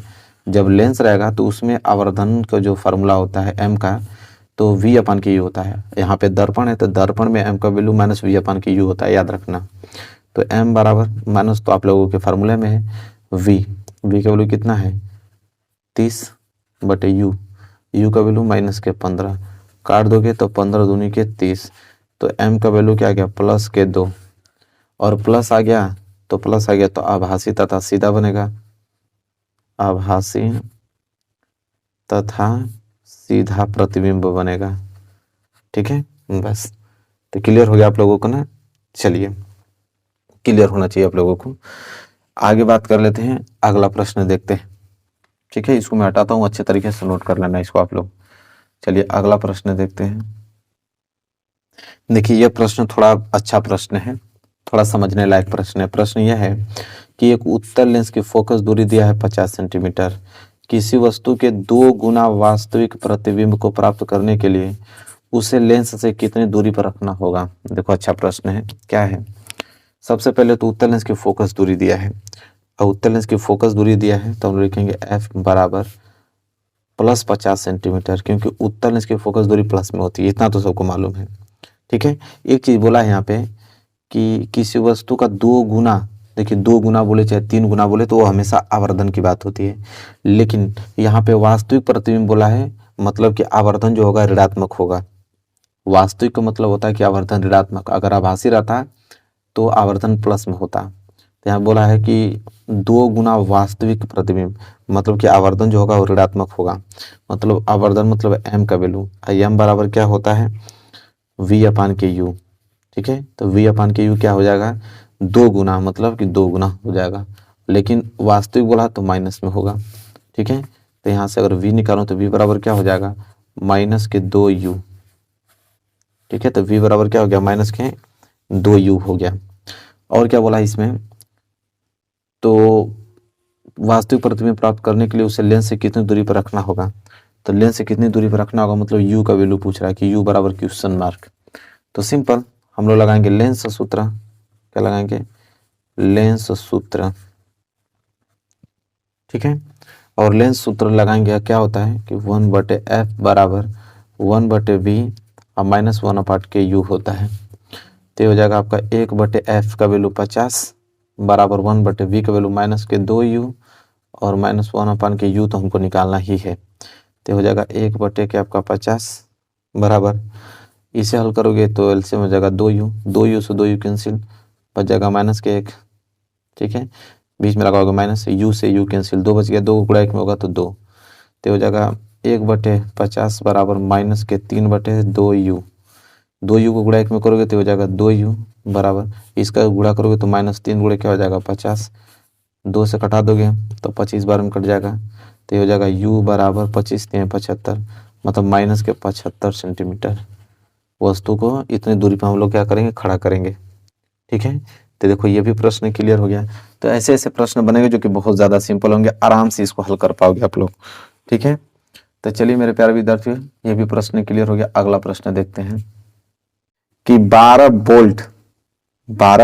वोल्ट विभवांतर के 2 बिंदुओं के बीच 2 कूलाम आवेश को ले जाने में कितना कार्य किया जाता है। कार्य पूछा है। ठीक है, कितना कार्य किया जाता है, कार्य का मतलब यहाँ पे W वर्क पूछा है, W का वैल्यू पूछा है। सबसे पहले जो चीज दिया उसको लिखेंगे। देखिए 12 वोल्ट विभवांतर, तो विभवांतर को V से डिनोट करते हैं, तो V बराबर आपको दिया है 12 वोल्ट। ठीक है, तो 12 वोल्ट लिख देते हैं, वोल्ट या पूरा ऐसा लिख लो 12 वोल्ट। ठीक है, 2 बिंदुओं के बीच 2 कूलाम आवेश को ले जाने में, 2 कूलाम आवेश दिया है, Q बराबर 2 कूलाम, ले जाने में कितना कार्य करना पड़ेगा, W बराबर क्वेश्चन मार्क। ठीक है, देखिए चूंकि हम जानते हैं फार्मूला होता है, चूंकि हम लोग जानते हैं कि V बराबर W अपान के Q होता है एक फार्मूला। ठीक है, V बराबर W अपान के Q फार्मूला होता है। तो यहाँ से W अगर निकालूं कि W बराबर क्या होगा, तो होगा V इंटू के Q, होगा कि नहीं, बिल्कुल होगा। तो यहाँ से अगर मैं W निकालूं तो V विभवांतर कितना दिया है 12 वोल्ट का, और इंटू कूलाम कितना दिया है, Q मतलब आवेश कितना दिया 2 कूलाम, तो यहाँ पे लिख देंगे 2। तो W बराबर 12 दूनी के 24। हालांकि कार्य का मतलब क्या होता है जूल, तो यहाँ लिखेंगे J से जूल, मतलब 24 जूल जो है कार्य किया जाएगा भैया। ठीक है, ये हो जाएगा इसका आंसर। यहाँ पे नीचे आप आंसर लिख लो।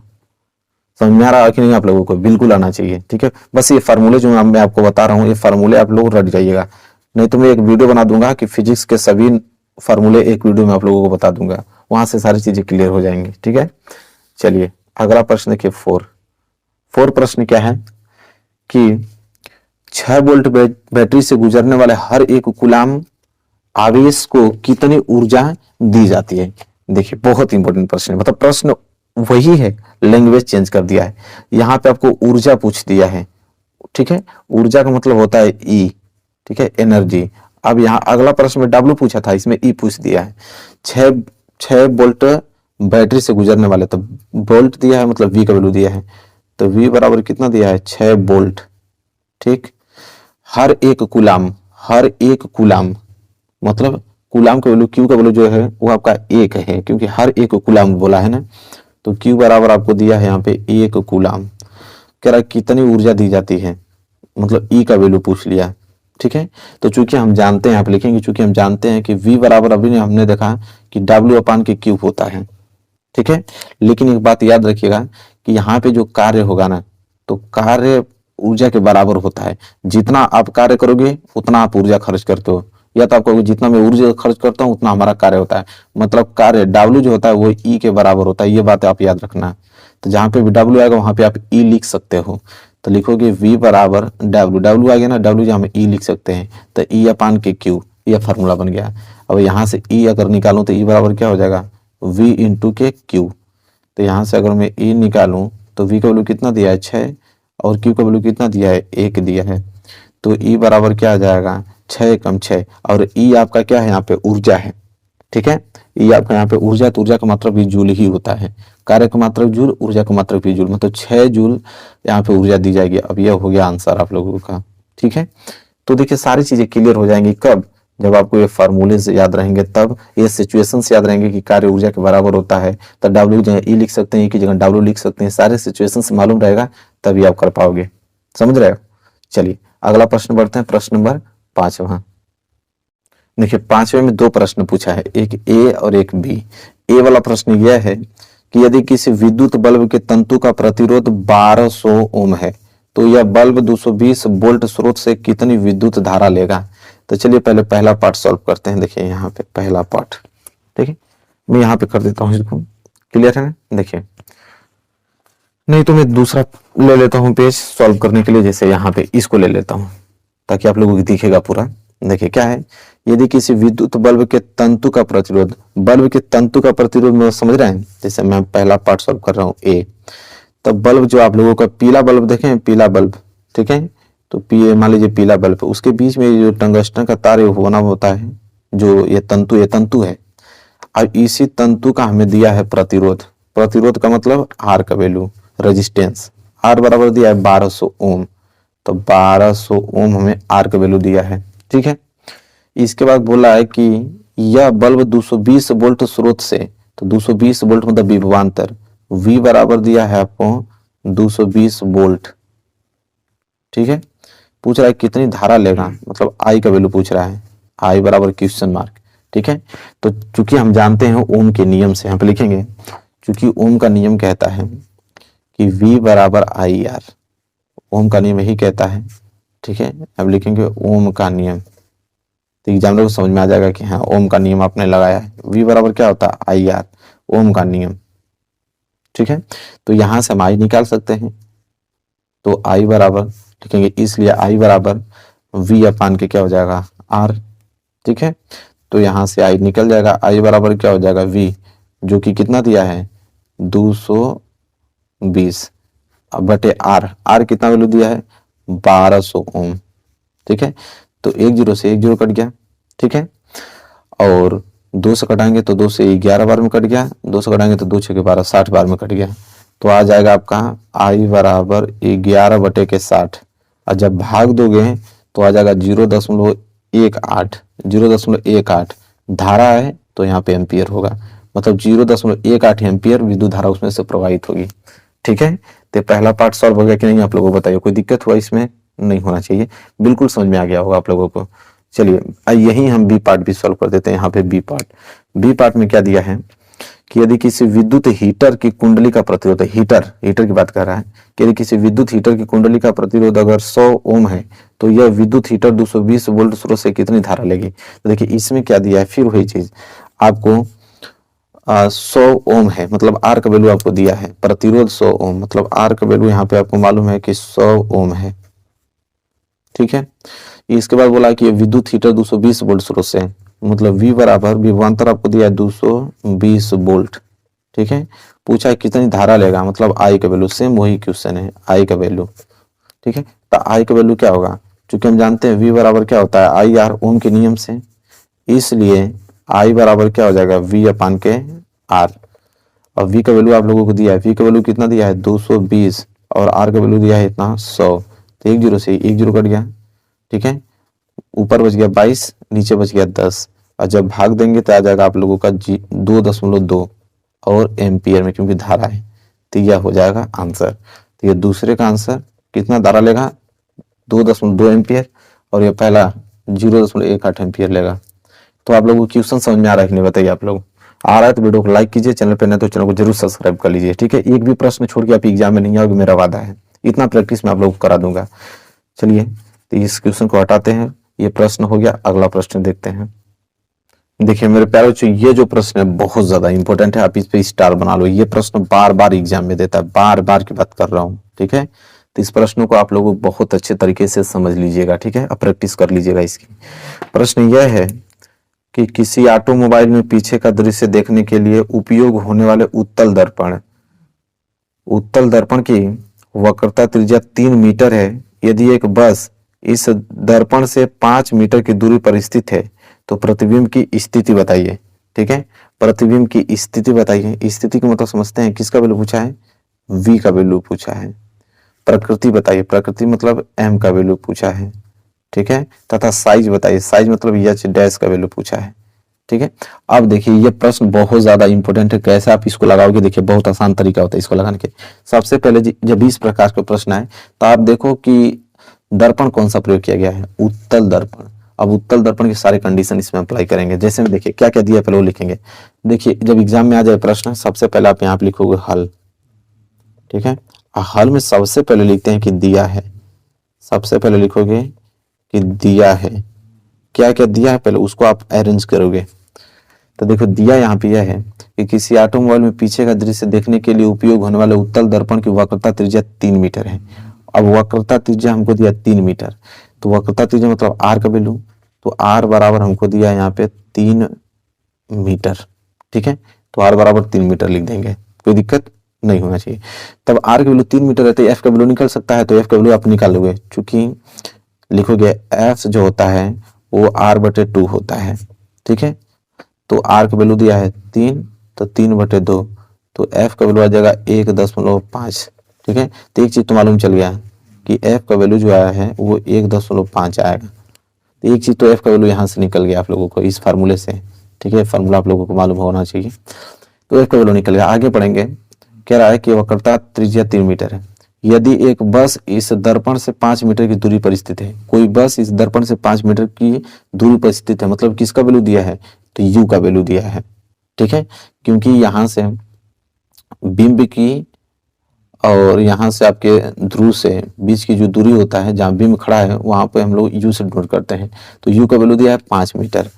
अब देखिए लिखेंगे कि U बराबर 5 मीटर, तो आप लिखोगे U बराबर 5 मीटर, लेकिन U हमेशा माइनस होता है क्योंकि वस्तु को आप हमेशा इस साइड खड़ा करते हो। जैसे यहाँ पे अगर उत्तल दर्पण की बात करें तो उत्तल दर्पण अगर मैं इस तरह बनाऊं आप लोगों को, ठीक है, तो उत्तल दर्पण में वस्तु को हमेशा इस साइड खड़ा करते हो, तो ध्रुव से इस साइड की दूरी हमेशा ऋणात्मक मानी जाती है। तो U बराबर -5 मीटर लिखोगे, ठीक है। तो ये चिन्ह बहुत ज्यादा इंपॉर्टेंट है। ये नहीं कि U बराबर यहाँ पे 5 मीटर दे दिया बस शुरू हो जाए, नहीं नहीं, आप चिन्ह, इसको चिन्ह परिपाटी मालूम है ना आप लोगों को। तो U हमेशा माइनस में होता है, चाहे वो उत्तल दर्पण हो चाहे वो अवतल दर्पण हो, U हमेशा माइनस में होता है। तो U बराबर -5 मीटर, कोई दिक्कत नहीं। इसके बाद हमसे ज्ञात करना है, V का वैल्यू ज्ञात करना है यहाँ पे, और M का वैल्यू ज्ञात करना है, और H डैश का वैल्यू ज्ञात करना है, ठीक है। अब देखिए, अब आपको F का वैल्यू मालूम चल गया और U का वैल्यू मालूम चल गया, तो V का वैल्यू आसानी से निकाल सकते हो दर्पण सूत्र से। तो आप लिखोगे आगे कि दर्पण सूत्र से आप यहाँ पे दर्पण सूत्र लगाओगे। दर्पण सूत्र क्या होता है बताओ। दर्पण सूत्र ये होता है कि 1/F बराबर 1/V और प्लस 1/U। ये जो होता है आप लोगों का दर्पण सूत्र होता है, और इसको एकदम याद होना चाहिए, तभी आप क्वेश्चन कर पाओगे, ठीक है। अब चलिए दर्पण सूत्र मालूम चल गया, अब इस पे अप्लाई करना है हम लोगों को। वैल्यू रखना है। तो वैल्यू कैसे रखेंगे, तो वैल्यू यहाँ पे 1/f, एफ का वैल्यू अभी देखे हो कि 1.5 आया है, ठीक है। तो एफ का वैल्यू रखेंगे 1.5, तो यहाँ पे लिख देते हैं 1.5 बराबर 1/v, और v का वैल्यू तो हमें ज्ञात करना है, प्लस 1/u, u का वैल्यू अभी देखे हो कितना है -5, यहाँ लिखोगे -5, ठीक है। अब करना क्या है आप लोगों को, तो ये तो दशमलव अगर हटा दूं मैं यहाँ से, दशमलव हटा दिया तो 1 0 ऊपर बढ़ा देंगे तो 10 हो जाएगा, और नीचे आपका बच जाएगा 15, ठीक है, बराबर 1/v, 1/v हमें ज्ञात करना है। इस माइनस गुणा इस प्लस में होगा तो ये माइनस हो जाएगा 1/15, ठीक है, कोई डाउट नहीं होना चाहिए। अब अगर हल करें तो ये हो जाएगा आपका 10/15, ये -1/5 अगर मैं इधर भेज देता हूँ तो यह +1/5 आ जाएगा। यहाँ 15 क्यों लिखा है, 1/5 होगा ना यहाँ पे, ठीक है। तो ये हो जाएगा आपका 1/5, -1/5 इधर आएगा तो +1/5 बराबर इधर बच जाएगा 1/v, ठीक है। एलसीएम ले लो, एलसीएम ले लोगे तो 5 और 15 का एलसीएम होगा 15, क्योंकि ये 5 से ये 15 कट जा रहा है इसलिए बड़ा वाला ही एलसीएम होता है 15। तो 15 से 15 कैंसिल, ऊपर बच गया 10, अब प्लस 5 से 15 कितने बार कटेगा, 5 3 15, 3 बार में 3 को गुणा जब 1 में करोगे तो 3 ही आने वाला है, और बराबर 1/v, 10 3 13, तो 13 कितना जाएगा 15 बराबर 1/v। हमें v चाहिए तो v को आप कर दोगे ऊपर तो 15 भी चला जाएगा ऊपर और 13 आ जाएगा यहाँ पे नीचे। तो अगर v की बात करें, v बराबर 15 में जब 13 का यहाँ पे हम लोग भाग देंगे तो आपको 1.15 बार जाएगा इतना मीटर, ठीक है, चूंकि एक इसमें आया है प्लस में आया है, ठीक है। तो जो प्रतिबिंब बनेगा कितनी दूरी पे बनेगा, तो 1.15 मीटर की दूरी पे प्रतिबिंब बनेगा, मतलब v का वैल्यू यहाँ पे आप लोगों को मालूम चल गया, ठीक है। तो यहाँ पे नोट कर लीजिए। अब आगे देखिए, एक चीज तो v का वैल्यू यहाँ पे कंफर्म हो गया, अब हमें m की वैल्यू चाहिए, ठीक है, m की वैल्यू चाहिए और h डैश की वैल्यू चाहिए, ठीक है। तो यहाँ पे लिखेंगे m का वैल्यू हम लोग प्रकृति ज्ञात करते हैं, ठीक है। तो यहाँ लिखेंगे कि अब प्रकृति क्या होगी इसकी, प्रकृति हमेशा m पे डिनोट होती है, ठीक है, m बराबर।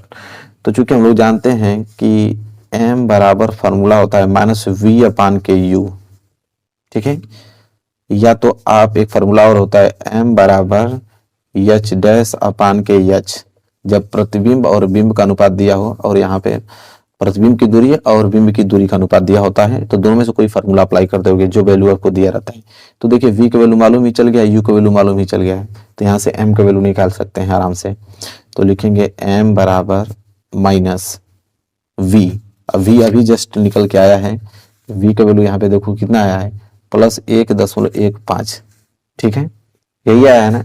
तो देखो +1.15 ये लिखो या मैं इसे 15/13 ही लिखता हूँ, कोई दिक्कत नहीं, तो मैं यह ले लेता हूँ क्योंकि कैलकुलेशन करने में आसान होगी।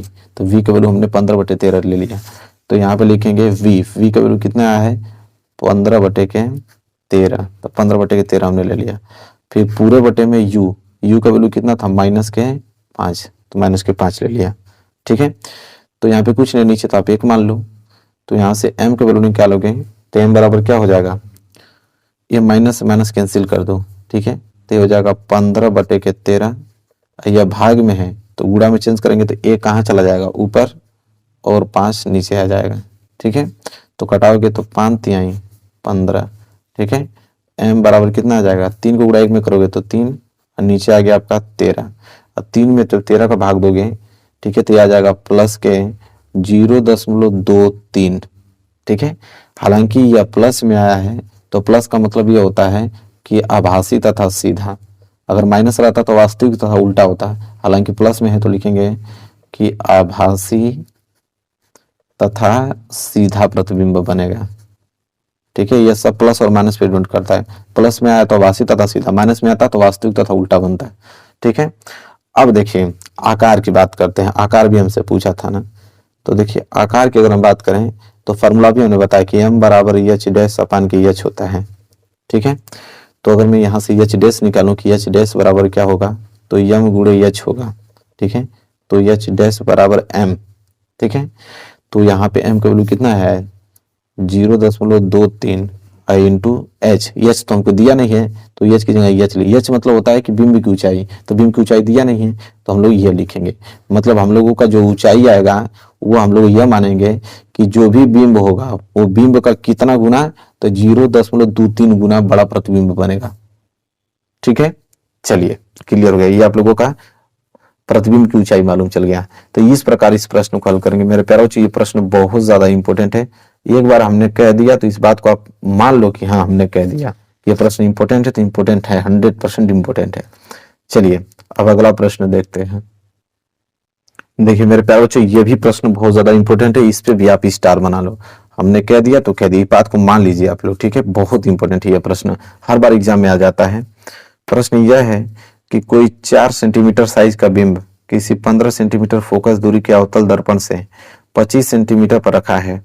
दर्पण से कितनी दूरी पर किसी पर्दे को रखा जाए कि स्पष्ट प्रतिबिंब प्राप्त हो। प्रतिबिंब की प्रकृति बताइए। प्रकृति मतलब किसका वैल्यू पूछा है, यहाँ पे एम का वैल्यू पूछ दिया, ठीक है। फिर पूछा है कि साइज ज्ञात कीजिए, साइज का मतलब एच डैश का वैल्यू पूछ दिया, ठीक है। देखिए कैसे निकलेगा, तो पहले प्रश्न को पढ़ते हैं, जो चीज दिया उसको नोट करेंगे। हल करने का यही तरीका होता है कि यहाँ पे अगर आपने हल लिख दिया तो पहली हेडिंग आपको रहेगी कि दिया है, पहली हेडिंग आपकी क्या रहेगी कि दिया है। क्या क्या दिया है पहले उसको हम लोग लिखेंगे यहाँ पे, तो पढ़ेंगे तभी तो लिखेंगे। पढ़ते हैं, कोई 4 सेंटीमीटर साइज का बिंब, ठीक है, वस्तु की ऊंचाई दे दिया, वस्तु की ऊंचाई को हम एच से डिनोट करते हैं, तो एच बराबर तुमको मालूम चल गया कि 4 सेंटीमीटर दिया है, किसी को दिक्कत नहीं। 15 सेंटीमीटर फोकस दूरी मतलब एफ का वैल्यू, तो एफ बराबर तो 15 हमको दे दिया, 15 सेंटीमीटर में है ना, 15 सेंटीमीटर। लेकिन आप हमेशा याद रखो कि अवतल दर्पण दिया कौन सा है, अवतल दर्पण, और अवतल दर्पण की फोकस दूरी हमेशा माइनस होती है, इस बात को आप लोग याद रखना, ठीक है। अवतल दर्पण की फोकस दूरी माइनस में होता है, क्योंकि अगर छोटा सा मैं अवतल दर्पण अगर यहाँ बनाने समझाऊं तो ये आपका अवतल दर्पण है, ठीक है। तो मुख्य फोकस इसका इस साइड होता है, ठीक है, इस साइड। जब इस साइड होता है तो हमेशा किस में होगा, माइनस में, ठीक है। चलिए तो एफ बराबर क्या हो गया आपका -15 सेंटीमीटर, ठीक है। चलिए अब क्या दिया है कि 25 सेंटीमीटर पर रखा है, मतलब कोई वस्तु 25 सेंटीमीटर पर रखा गया है, मतलब यू का वैल्यू, ठीक है। तो यहाँ लिखेंगे यू बराबर हमको दिया है कितना 25 सेंटीमीटर, और यू का वैल्यू तो हमेशा माइनस में होता है, ये बात तो आप लोग भी जानते हो। तो ये तो हमेशा माइनस में होगा, चाहे वो कोई सा भी दर्पण हो, चाहे वो कोई सा भी लेंस हो, यू हमेशा माइनस में होता है, इस बात को आप लोग याद रखिएगा। अब हमें v चाहिए, तो v का वैल्यू ज्ञात करने के लिए कि प्रतिबिंब कहाँ बनेगा, कितनी दूरी पे बनेगा, उसके लिए हमें दर्पण सूत्र लगाना पड़ेगा। तो लिखेंगे दर्पण सूत्र से, ठीक है, दर्पण सूत्र से, और सूत्र हमेशा लिखा करो, ठीक है, दर्पण सूत्र से। और दर्पण सूत्र क्या कहता है कि 1/f बराबर 1/v और प्लस 1/u। जब सूत्र लिख देते हो तो आप इसको कोष्टक में कर दिया करो, ताकि एग्जामिनर का फोकस आए कि आपने फार्मूलेस को जो सही लिखा है, ठीक है। तो कोष्टक में कर दिया, अब बस वैल्यू अप्लाई कीजिए। तो वैल्यू अप्लाई करेंगे तो हो जाएगा 1/f, एफ का वैल्यू कितना दिया -15, तो माइनस के हो जाएगा 15 बराबर 1/v तो हमको ज्ञात करना है, प्लस 1/u, u का वैल्यू कितना दिया -25, तो -25 लिख दोगे। आगे बढ़ोगे तो ये हो जाएगा आपका 1/-15 ऐसे ही बराबर ये हो जाएगा 1/v, इस माइनस गुणा इस प्लस में करोगे तो हो जाएगा -1/25, ठीक है। चलो आगे अगर हल करते हैं तो देखो ये -1/25 अगर मैं इधर भेज देता हूँ तो ये हो जाएगा प्लस के 1/25, और इधर आपका -1/15 दिया है, मतलब -1/15 दिया है। एक चीज और बताता हूँ, ये माइनस चाहे नीचे हो, चाहे ये माइनस आपका ऊपर हो, चाहे ये माइनस आपका बीच में हो, कोई फर्क नहीं पड़ता, वो उसको हम -1/15 ही लिखेंगे, ठीक है। अगर ये माइनस का चिन्ह ऊपर रहता है तो तभी भी ये -1/15 ही कहलाता है, ये माइनस का चिन्ह नीचे है तभी भी आपको -1/15 ही कहलाएगा, इस बात को याद रखना। बराबर 1/क्या हो जाएगा v, इधर तो यही बचा, एलसीएम की अगर बात करें तो 25 और 15 का एलसीएम कितना होता है, तो आपका हो जाएगा 75 75। ठीक है, तो अगर भाग दूं तो 25 3 75 और 3 को गुणा एक में करोगे तो 3 आएगा, माइनस इसका भाग दूं तो 15 5 75 5 बार, 5 को गुणा एक में करोगे तो 5 आएगा, बराबर इधर बच गया 1/के v। तो देखो 3 माइनस 5 बचेगा आपका -2 और बटे में बच गया 75 बराबर 1/के v।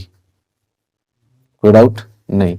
तो v निकालना है तो v को ऊपर भेज दो, तो 75 भी मेरा कहाँ चला जाएगा ऊपर और -2 के कहाँ जाएगा नीचे। ठीक है, तो अगर मैं यहाँ से v निकालूं कि v बराबर क्या होगा तो भाग दे दीजिए, तो अगर 2 से मैं कटाऊं तो आ जाएगा -37.5 सेंटीमीटर। ये हमें v का वैल्यू प्राप्त हो गया, मतलब इतना दूरी पे हमें वस्तु का प्रतिबिंब देखने को मिलेगा। ठीक है, वस्तु का प्रतिबिंब इतना दूरी पे बनता हुआ प्रतीत होगा। ठीक है, क्लियर हो गया यहाँ तक? तो v का वैल्यू तो निकल गया। आगे देखते हैं और किसकी वैल्यू निकालना है हमें, तो हमें v का वैल्यू निकल गया, हमें m का वैल्यू निकालना है। किसका? m का वैल्यू निकालना है। तो m का वैल्यू यहाँ मैं निकाल देता हूँ साइड में, क्योंकि जगह मेरे पास पर्याप्त है यहाँ पे, तो यहाँ निकाल देता हूँ। ठीक है, आप लोग अपने नीचे कॉपी के नीचे उतार लीजिएगा। तो अगर मैं m का वैल्यू निकालूं तो m बराबर, अभी हमने फार्मूला देखा कि m बराबर 2 फार्मूला होता है, एक तो -v/u होता है और एक m बराबर h' होता है। ठीक है, तो पहले हम लोग इस फार्मूले से लगाएंगे। तो m पहले निकाले, m बराबर क्या हो जाएगा -v, अब v का वैल्यू अभी आया है कितना -37.5। तो हम लोग ये नहीं लेंगे, क्योंकि ये लेंगे तो कैलकुलेशन बहुत हार्ड होगा, तो हम v का वैल्यू ये लेंगे 75/-2।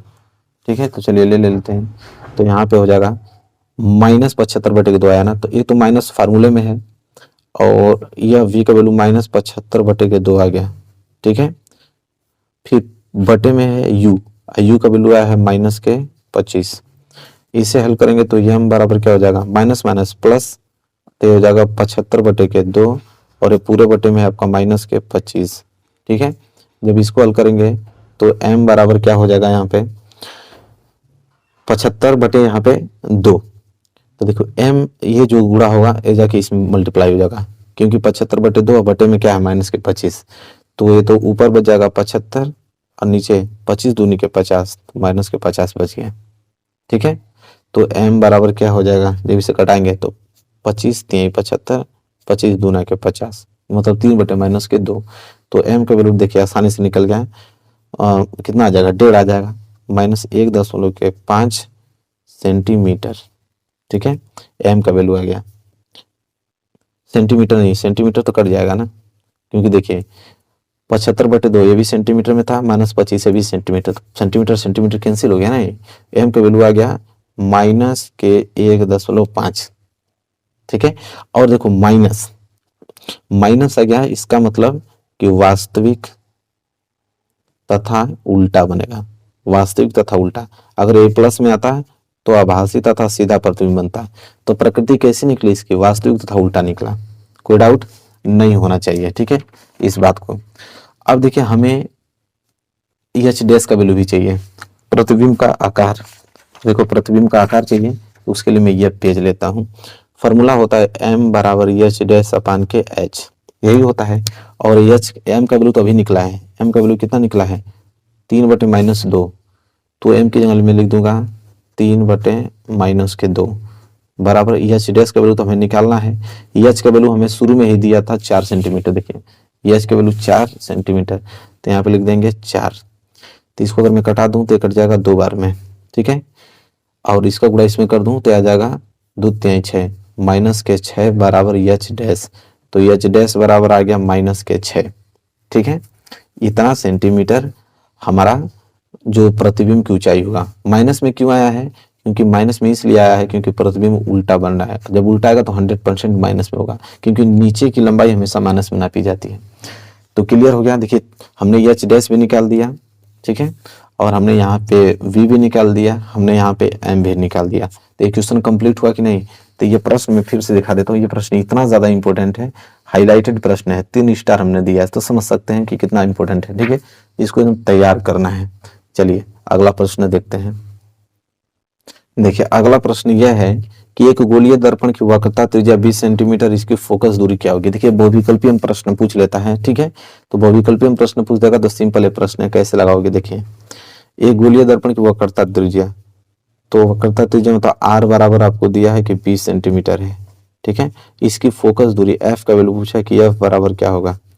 तो सिंपल इसका फॉर्मूला होता है, चूंकि हम लोग जानते हैं कि एफ बराबर आर बटे क्या होता है 2, ठीक है।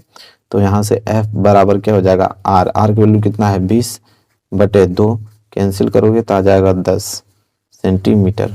तो अभी एफ बराबर कितना आ गया 10 सेंटीमीटर। तो यह प्रश्न छोटा है लेकिन इंपॉर्टेंट है, आपके एग्जाम में बहुविकल्पीय बनता है। तो बहुत लोगों को लगाना नहीं मालूम था, इसलिए हमने इसको बता दिया, क्योंकि इंपॉर्टेंट प्रश्न यहाँ से बनेंगे, ठीक है।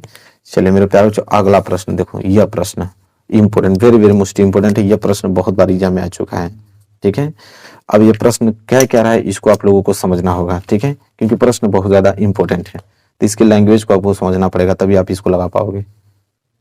देखिए प्रश्न यह है कि कोई अवतल दर्पण अपने सामने 10 सेंटीमीटर दूरी पर रखे किसी बिंब का 3 गुना आवर्धित बड़ा वास्तविक प्रतिबिंब बनाता है, प्रतिबिंब दर्पण से कितनी दूरी पर है। देखिए प्रश्न बहुत ज्यादा इंपॉर्टेंट है, इसकी लैंग्वेज को समझना है। देखिए सबसे पहले हमको दिया क्या है, कोई अवतल दर्पण अपने सामने 10 सेंटीमीटर दूरी पर रखे किसी वस्तु के या बिंब कहिए, तो 10 सेंटीमीटर दूरी पे कोई बिंब रखा गया है, मतलब हमें u का वैल्यू तो मालूम है, u का वैल्यू तो हमेशा माइनस में होता है, तो सबको मालूम है, मतलब -10 सेंटीमीटर u का वैल्यू हमको मालूम है। कह रहा है कि 3 गुना आवर्धित वास्तविक प्रतिबिंब बनाता है। देखिए जब भी आपको 3 गुना दे दे, गुना जब भी 3 गुना दे दे, 4 गुना दे दे, 5 गुना दे दे, तो गुना दे दिया मतलब ये गुना जो है वो किसको डिनोट करता है, आवर्धन को, m को डिनोट करता है।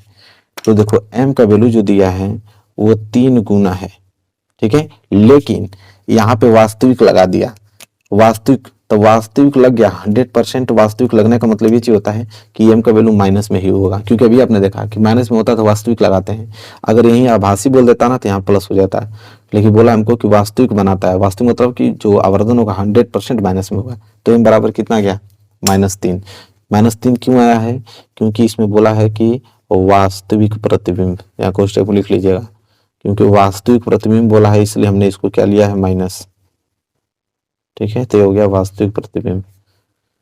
इसके बाद चूंकि हम जानते हैं प्रतिबिंब दर्पण से कितनी दूरी पर बनेगा, मतलब v का वैल्यू हमसे पूछा है, v का वैल्यू, तो चूंकि हम लिखेंगे, चूंकि हम जानते हैं कि m बराबर -v/u होता है, आवर्धन का फॉर्मूला यही तो होता है, ठीक है। तो m का वैल्यू कितना दिया है -3 बराबर -v बटे u का वैल्यू कितना दिया -10, तो माइनस माइनस कैंसिल, 10 गुणा इसमें होगा तो 10 के 30, मतलब -30 बराबर v। तो देखो v बराबर कितना आ गया -30, मतलब लिखोगे v बराबर -30 सेंटीमीटर। देख रहे हो ना, तो सिंपल क्वेश्चन था, लेकिन यहाँ पे इसको लैंग्वेज को समझना बहुत बड़ी बात है। समझ लीजिए क्वेश्चन तो सिंपल है, लेकिन इसको लैंग्वेज को समझना बहुत बड़ी बात होती है, तो बहुत लोगों को मालूम नहीं होता। हालांकि हमने बहुत स्टेप बाय स्टेप बताया, कभी आप भूल नहीं पाओगे, ये मैं जानता हूँ, ठीक है। तो प्रश्न नंबर 9 भी यहाँ पे क्लियर हो गया, ठीक है। चलिए मेरे प्यारे बच्चों प्रश्न नंबर 10वें की तरफ बढ़ते हैं। देखिए प्रश्न नंबर 10वां क्या है, अब देखिए प्रश्न 10वां अब लेंस से आ गया कि किसी अवतल लेंस, ये प्रश्न बहुत ज्यादा इंपॉर्टेंट है, लेंस से यह वाला प्रश्न इंपॉर्टेंट है। किसी अवतल लेंस की फोकस दूरी 15 सेंटीमीटर है, बिंब को लेंस से कितनी दूरी पर रखें कि इसके द्वारा बिंब का लेंस से 10 सेंटीमीटर दूरी पर प्रतिबिंब बने। लेंस द्वारा आवर्धन ज्ञात कीजिए, आवर्धन मतलब m का वैल्यू, ठीक है। देखिए अब ये बोला क्या है हमसे, इसको देखते हैं। देखना क्या है, हल करने का वही तरीका है कि आप यहाँ पे हल लिखो और पहली हेडिंग आपकी क्या रहेगी कि दिया है। पहली हेडिंग आपकी क्या बनेगी कि दिया है, क्या दिया है। तो पढ़ते हैं, किसी अवतल लेंस की फोकस दूरी, तो फोकस दूरी यहाँ पे दिया है 15 सेंटीमीटर। लेंस कौन सा है, अवतल लेंस, तो अवतल लेंस से तो 100% माइनस में होगी, तो लिखेंगे f बराबर -15 सेंटीमीटर दिया है, तो f का वैल्यू तो -15 सेंटीमीटर आ गया। पूछा है कि बिंब को लेंस से कितनी दूरी पर रखें, तो मतलब u का वैल्यू हमसे पूछा है कि बिंब को लेंस से कितनी दूरी पर रखें कि इसके द्वारा बिंब का लेंस से 10 सेंटीमीटर दूरी पर प्रतिबिंब बने, मतलब प्रतिबिंब जो बनना है v का वैल्यू वह 10 सेंटीमीटर की दूरी पर बनना है, 10 सेंटीमीटर की दूरी पे बन रहा है, ठीक है।